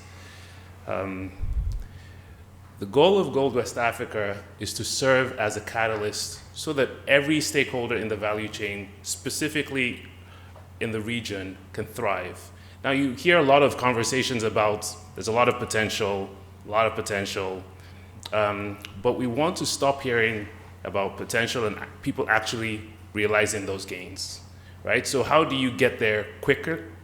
How do you get there very quickly? Whenever we have some of these stakeholder forums, I always get excited because you hear, I mean, you've heard Bolaji explain Stablecoin, you've heard other folks talk about projects that have been successful, but what really excites us is what happens, the conversations that happen outside the speeches and outside the formal parts of the program. Now, you just imagine putting Kian Smith, Nere, you put Bolaji, you put Shegun in a room, and you watch things happen. So the idea for Sano, the idea for some of these things didn't come out of nowhere. They came out of interactions between all these folks on how exactly can we make these things a reality quickly. So how do we serve as a catalyst? I think we have 4 key areas we try to focus on. One, policy advocacy and serving as a think tank. Second, we want to promote the culture. So you hear a lot of talk about jewelry, artists. We try to sponsor a bit of that. Connecting investors to projects, we find that to be extremely valuable. And then also research and development. So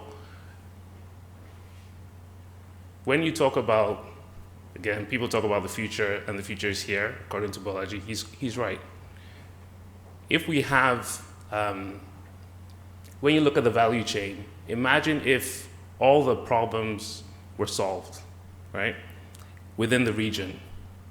How much value would we be able to produce? On the exploration side, financing problems are solved. On the transportation and logistics side, exporting documents and making everything seamless. Imagine if that is solved. On the trading side, folks, imagine if banks understand the gold sector and there's easy access to financing. And for each of these areas, imagine if the ecosystem is seamless. The value be extreme. So what have we done? We started this initiative in 2019, and over the course of the past 3 years, we've had about 5 core events. The first was focused on talking about how to unlock the potential of the gold economy in West Africa. And it was a bilingual conference. We had many speakers, many forums. And a lot of initiatives came out of that, and a lot of follow-up. And some of the things that you're hearing talked about today were actually a genesis of that. Then I talked a bit about promoting the culture. Then we decided, all right, so we have a lot of art, we have a lot of jewelry, and a lot of artisans that are very skilled. How about we celebrate what these guys actually create? And you can go to our website and see some of these products. But we decided to take that across different regions. So we went to Burkina Faso, we went to Senegal, and Senegal actually does have a lot of creativity. You notice in the pamphlets of bags you have, you see some of the artwork and some of the jewelry displayed there. I encourage you guys to take a look. Our most recent event was still during the pandemic. We still had to figure out how to have something where we didn't slow things down, right? We didn't want the pandemic to slow us down. So we still had somewhat of a stakeholders forum, but we decided to merge it with a celebration of the culture as well. And that's the focus and the theme of that was Love Gold. This happened in Lagos earlier this year. And again, I'll just show you a few pictures, but please feel free to go to the site. So what's next for us? The 3 initiatives we're going to focus on over the next 12 months. One, what we're calling Gold Pipe. And there is, look, we're here because investors are always looking for ways to get a better return with lower risk. But there's not that much transparency on where are the good projects in Nigeria and has due diligence been done. So now imagine an online platform that solves that problem. That also works for project developers who are looking for financing, and we will support people along the way, but the platform will be essentially connecting investors to project developers. Our gold conferences and gatherings will continue. We see a lot of value in these interactions, like I mentioned earlier, especially outside the formal process. And the last initiative will be around onboarding investors, setting up a membership program, and continuing our advocacy programs so that folks who are looking to invest in gold or other commodities have someone to hold their hand. And it's not only international investors looking to come into Nigeria. No, it's also Nigerians who have access to capital trying to understand this industry, right? Folks understand oil and gas because it's been around for a long time and we've invested. We want something similar for the gold sector. So we're around. Just let us know how everyone in this room wants to get involved. Thanks.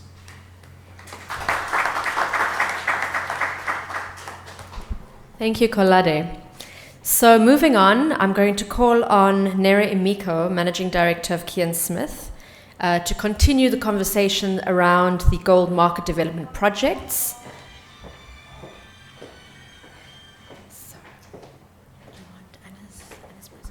Yes, let's do Anna. So I am going to be creative because of time. We've decided that we want to have more time. We really want to wrap up soon. As we said, we do better with just engaging one-on-one. So Anna Momo, unfortunately, could not be here. So I'm going to speak about her, and then we're going to put her presentation up on the same site where you could register. So what's amazing and why this is important, she has several GIA certifications, and we've been talking about the jewelry value chain. Nigeria, we're home to so many gemstones, especially the colored gemstones and the coral. And is this paging automatically? How do I? Okay. Oh, I'm good. Yeah. So I'm not doing this justice because her presentation had audio, which we're not doing well. So, which is why you see her contact at the end and there, but I want to put this all together. So all these gemstones are in Nigeria. Sometimes we like them as beads, Sometimes you see them as cut polished stones. But the thing about this is the price. It may not be the style of the West, but in Nigeria, in a lot of West Africa, this is very expensive. In a lot of times, it actually costs more than gold, if you look at the price of coral. So, but you can see it's big. We integrate coral with gold. So here you can see the beads, gold, silver beads. So I'm showing you all this. Why? Because we've talked a lot about jewelry.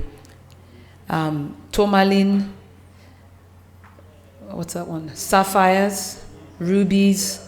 I mean, the only gemstone of value that I know that Nigeria hasn't found in quantity is diamonds. But really colored gemstones, Nigeria is there. We're known in Thailand. And why does this matter? It matters for the jewelry value chain. And it matters because of what we're seeing about jewelry imports and trying to have a closer relationship with countries like the UAE, Thailand, and there's so many countries. Because at the end of the day, any country that's manufacturing jewelry has a big opportunity in Nigeria.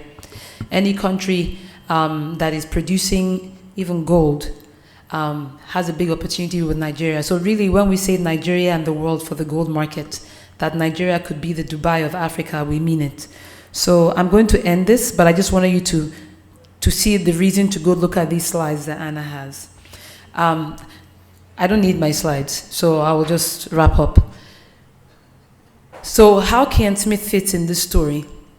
The reason why I've championed everyone is because without everyone, there is no Kian Smith. The way we got a lot of data was dealing with the miners. The miners led us to the data of why we should have a refinery. The refinery thrives and survives because it gets supply from the miners and the traders. And the refinery has a future if it can produce products, whether it's the gold wires or sheets for the goldsmiths or bullion. And what we found at the end of the day in Nigeria, what we're trying to do, Kian Smith, is really see how could we play our part. Like I said, we are in gold exploration, mining, and refining, but we don't have to do everything. We're actually just really fine, just refining. Because in refining, there's value.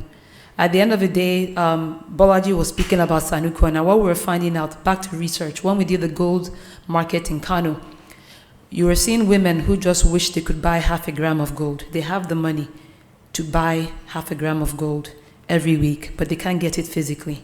And that's a huge market. Suddenly you have these savings products, and we're stimulating savings products for gold that exists there in northern Nigeria, probably other parts of Nigeria, but it's there and it's active.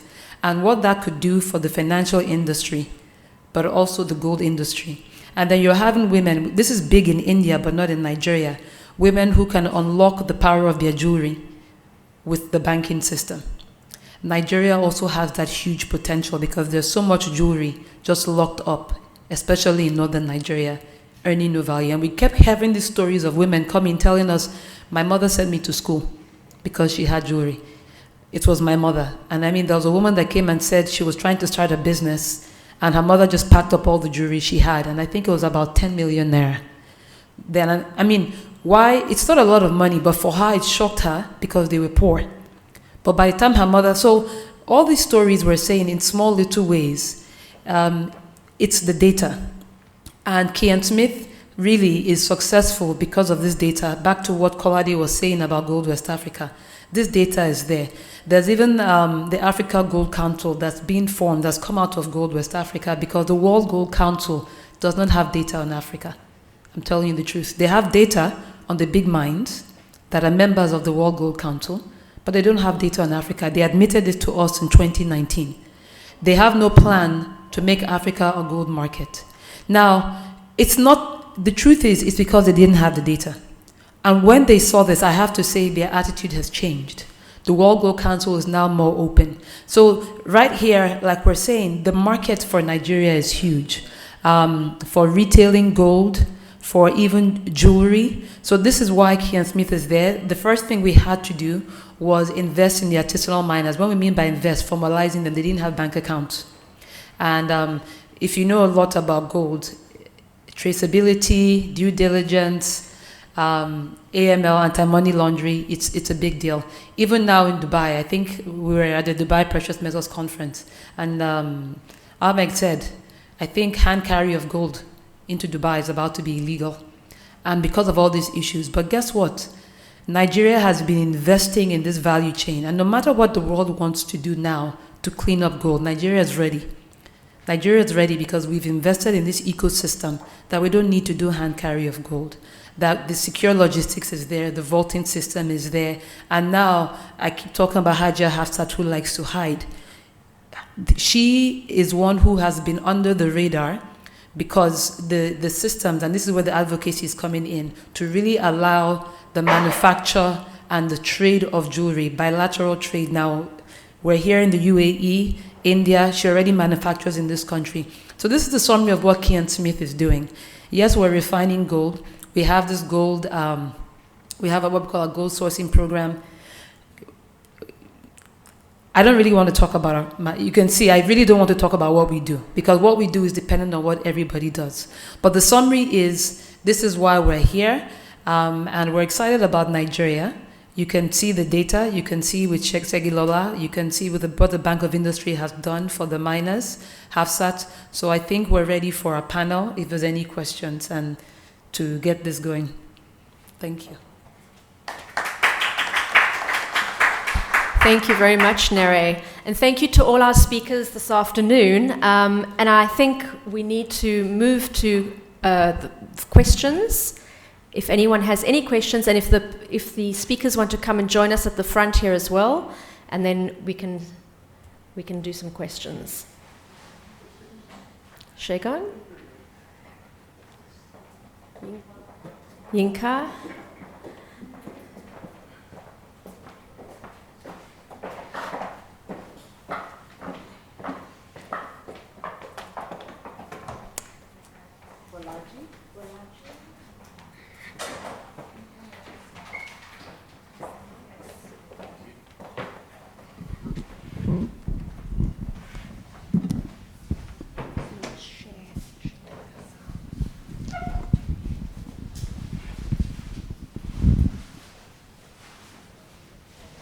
Any questions?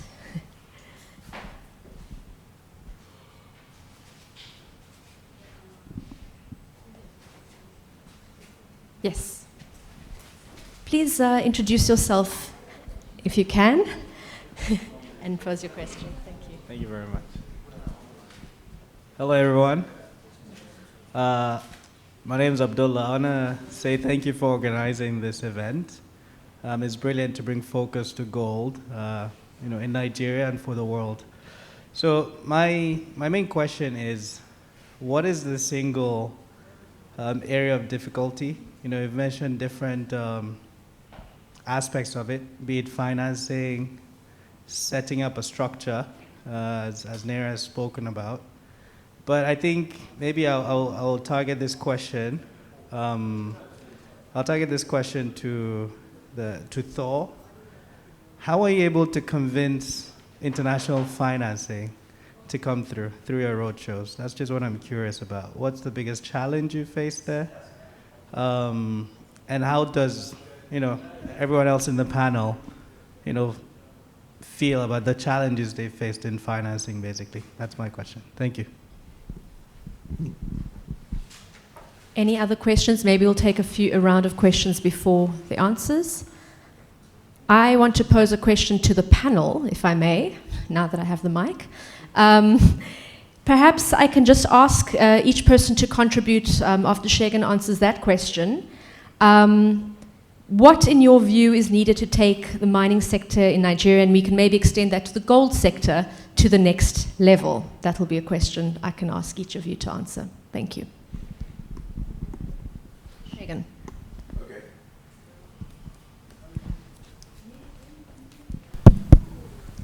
Okay, thank you for that question. So I think not just unique to Nigeria. I think fundraising is generally the hardest part of any project development. We started off raising money locally. Our project in Nigeria wasn't our first, so we had already, built up a track record outside Nigeria. But what we found that what made things particularly difficult in Nigeria was that, there was no track record, there was no precedent. We were the first. So investors were always apprehensive that,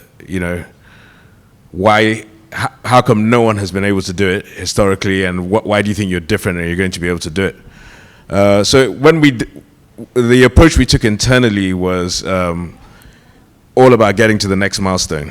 It wasn't okay, we have this project, let's find all the money we need to go and build it. So the first milestone was, is this thing commercial? We did a preliminary feasibility study.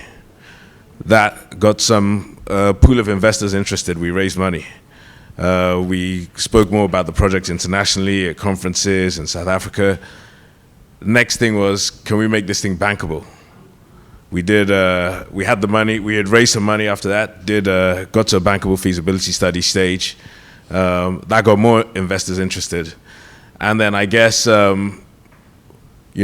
had the very big advantage of, you talk about Nigerian mining investment, but if you remove the word mining from it, you just talk about Nigerian investment from a foreign perspective, Nigeria is a very big recipient of foreign capital.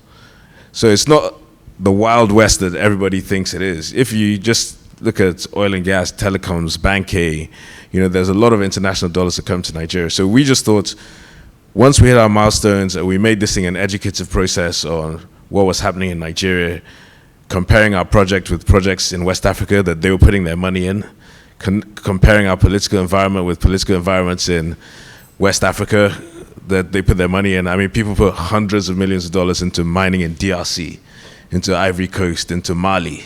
And we talk about the political stability in Nigeria compared to these countries. Then it became eye-opening to these guys. And lastly, I think the biggest thing that helped us was inwardly in Nigeria, having that sophisticated investing environment where you have an institution like the AFC who can write that check size, where you don't have to go outside Nigeria. So once AFC put their necks on the line, others followed as well. And that's, I hope that answers your question, but that's how we managed to get the funding. Thank you.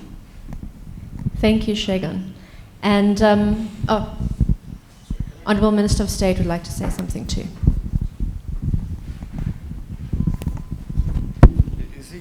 Part of, in addition to what Shegun said, banking is all about conviction, relationship, and the commitment of the customer.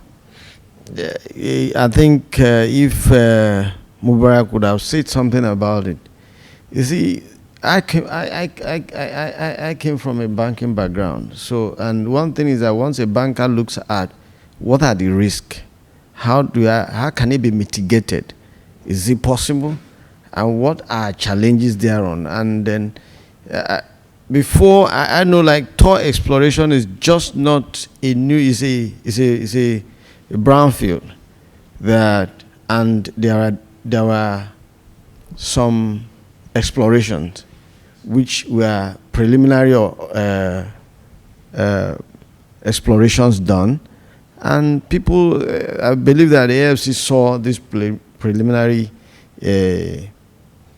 explorations, and then they saw the passion from the customer, and there was a relationship between the owners of Sejilola, and there was a conviction from the bankers.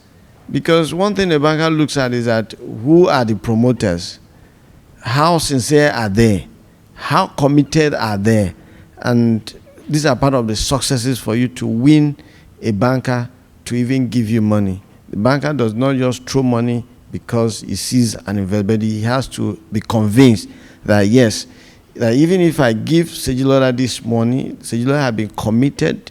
There is evidence on the ground that he has even put his own personal resources, and there's a level that he has gone in the process of developing. That means there is future and there is hope. So somebody can lend based on that personal conviction and commitment.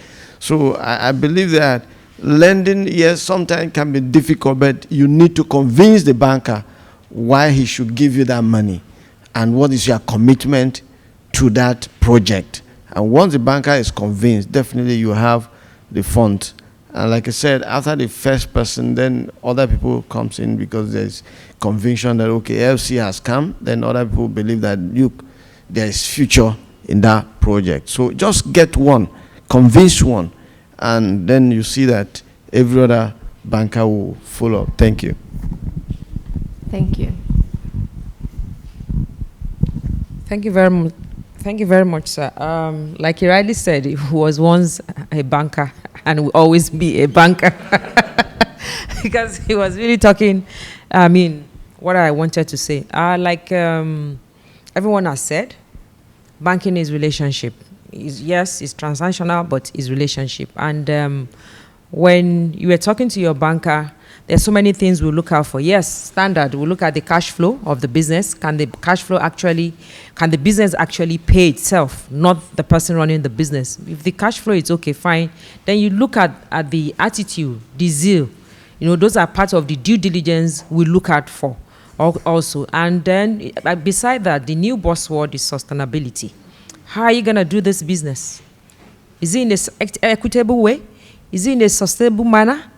At the end of the mine, what are your plans? What do you have in place for the local community? It's not just everybody comes in there, dig, make your money, and off you go. Nobody's going to finance such a project. So sustainability is really, really key. And we all know what is happening out there in terms of the global warming and what every other countries are doing. And even us too in Nigeria, sustainability is very, very key in Bank of Industry. We look at your project.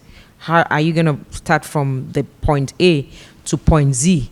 When we put in the money, when is the money going to come out of it? And like the Honorable Minister said, it's a partnership between the project owner and the bank. You don't just expect the bank to come and finance everything. No, it's a partnership. And you start at your exploration stage with your own equity.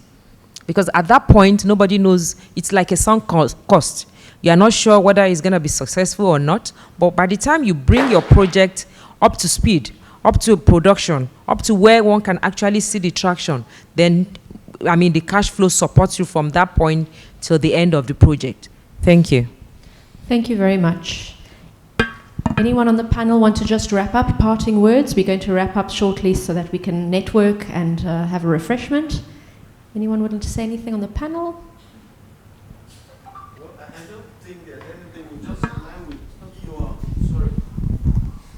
In line with your question, as regards to government, everything that is needed to support the growth of the gold sector is being done by the federal government, institutional framework, regulatory framework, and we see it as partnership. We don't see them just transactional. We see investors in the sector as partners because we want to develop the sector.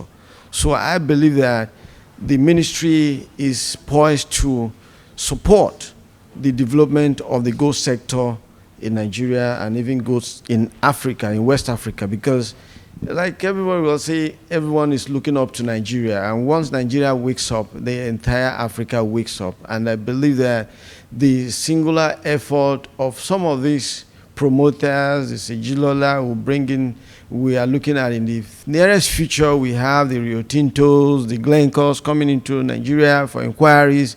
We're believing that, you know, and once we have enough to support, it's not just having a refinery, but when you cannot feed, you must have a feedstock.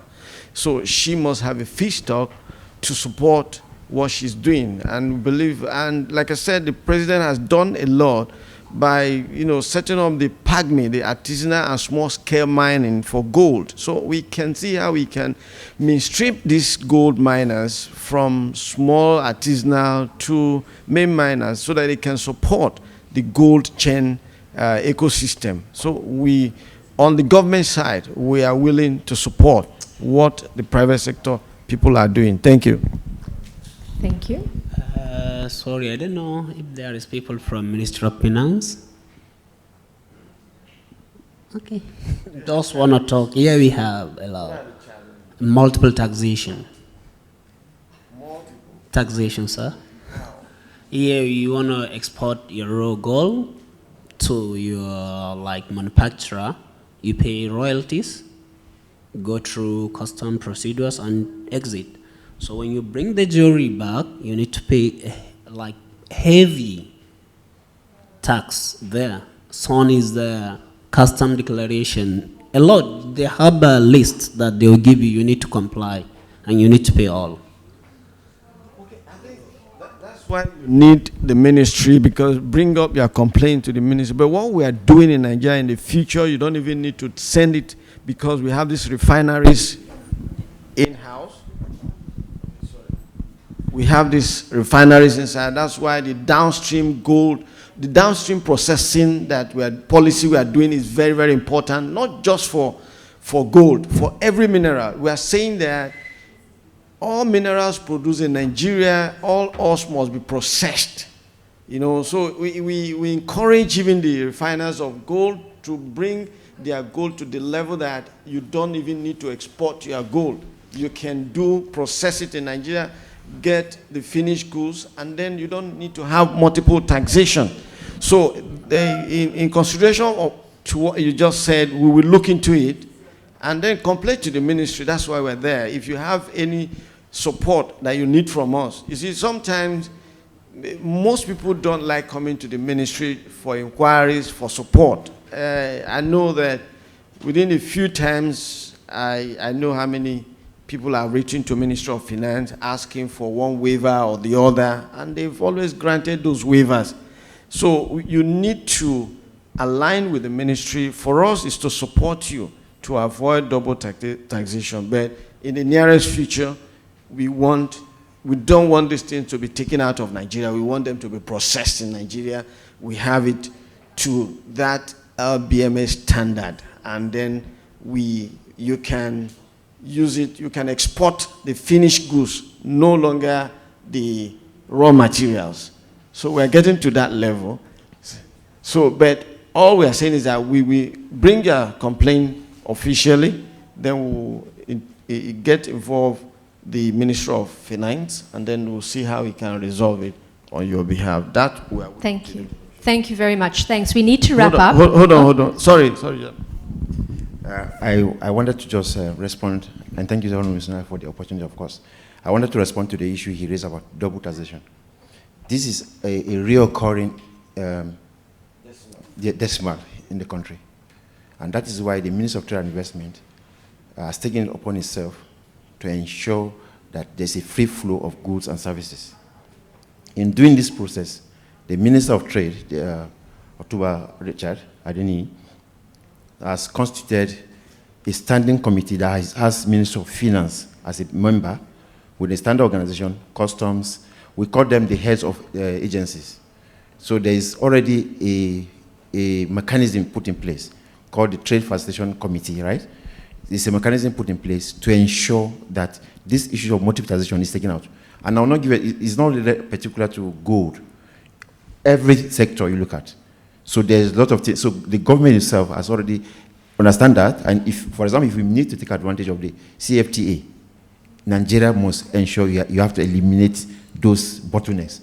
And double taxation is one bottleneck that the Minister of Trade and Investment has set up its mechanism to ensure it's addressed adequately.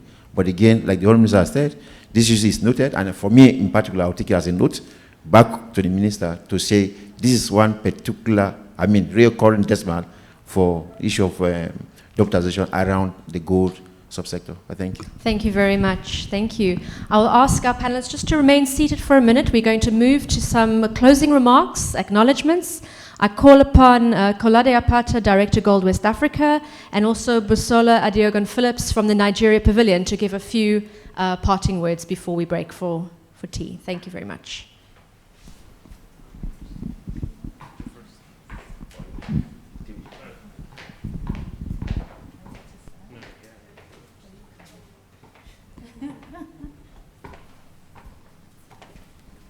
Is this one up?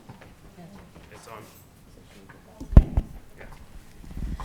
Thank you everyone for joining us this afternoon. Mine is just to say the gold sector is an area that when I started curating the pavilion 2 years ago, I had a little information about it, but didn't even know about Neri about the time. So in the pavilion, you would see that we talk a little bit about K.N. Smith, and we talk about the gold sector, but not in as much detail as you've had this evening. I think my observation for your industry is how you will disseminate more information that people know about you. And I think it was Bolaji that talked about young kids being able to buy gold coins. Last year when I came with my family on holiday, my son left us and went to the gold souk to buy his own gold coins for himself. So I hope that one day we will get to that stage where that is also possible and easily accessible in Nigeria. I would also use this opportunity to welcome you to the Nigeria Pavilion. We have on display some of the gold that's been mined by K.N. Smith. So I encourage you to come and have a look at that.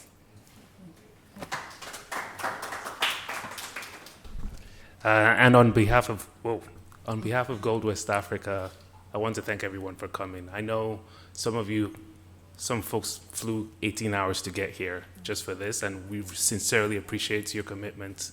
And some folks got in this morning at 4 a.m. and are here today. So sincerely, thank you. Thank you everyone for coming.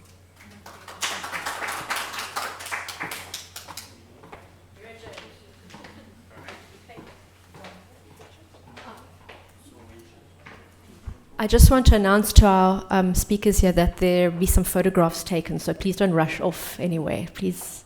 But the rest of you, you're welcome to grab a refreshment just next door. Thank you. What was that?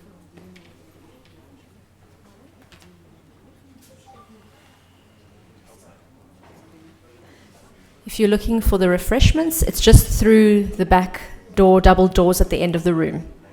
And also here, so you have two options.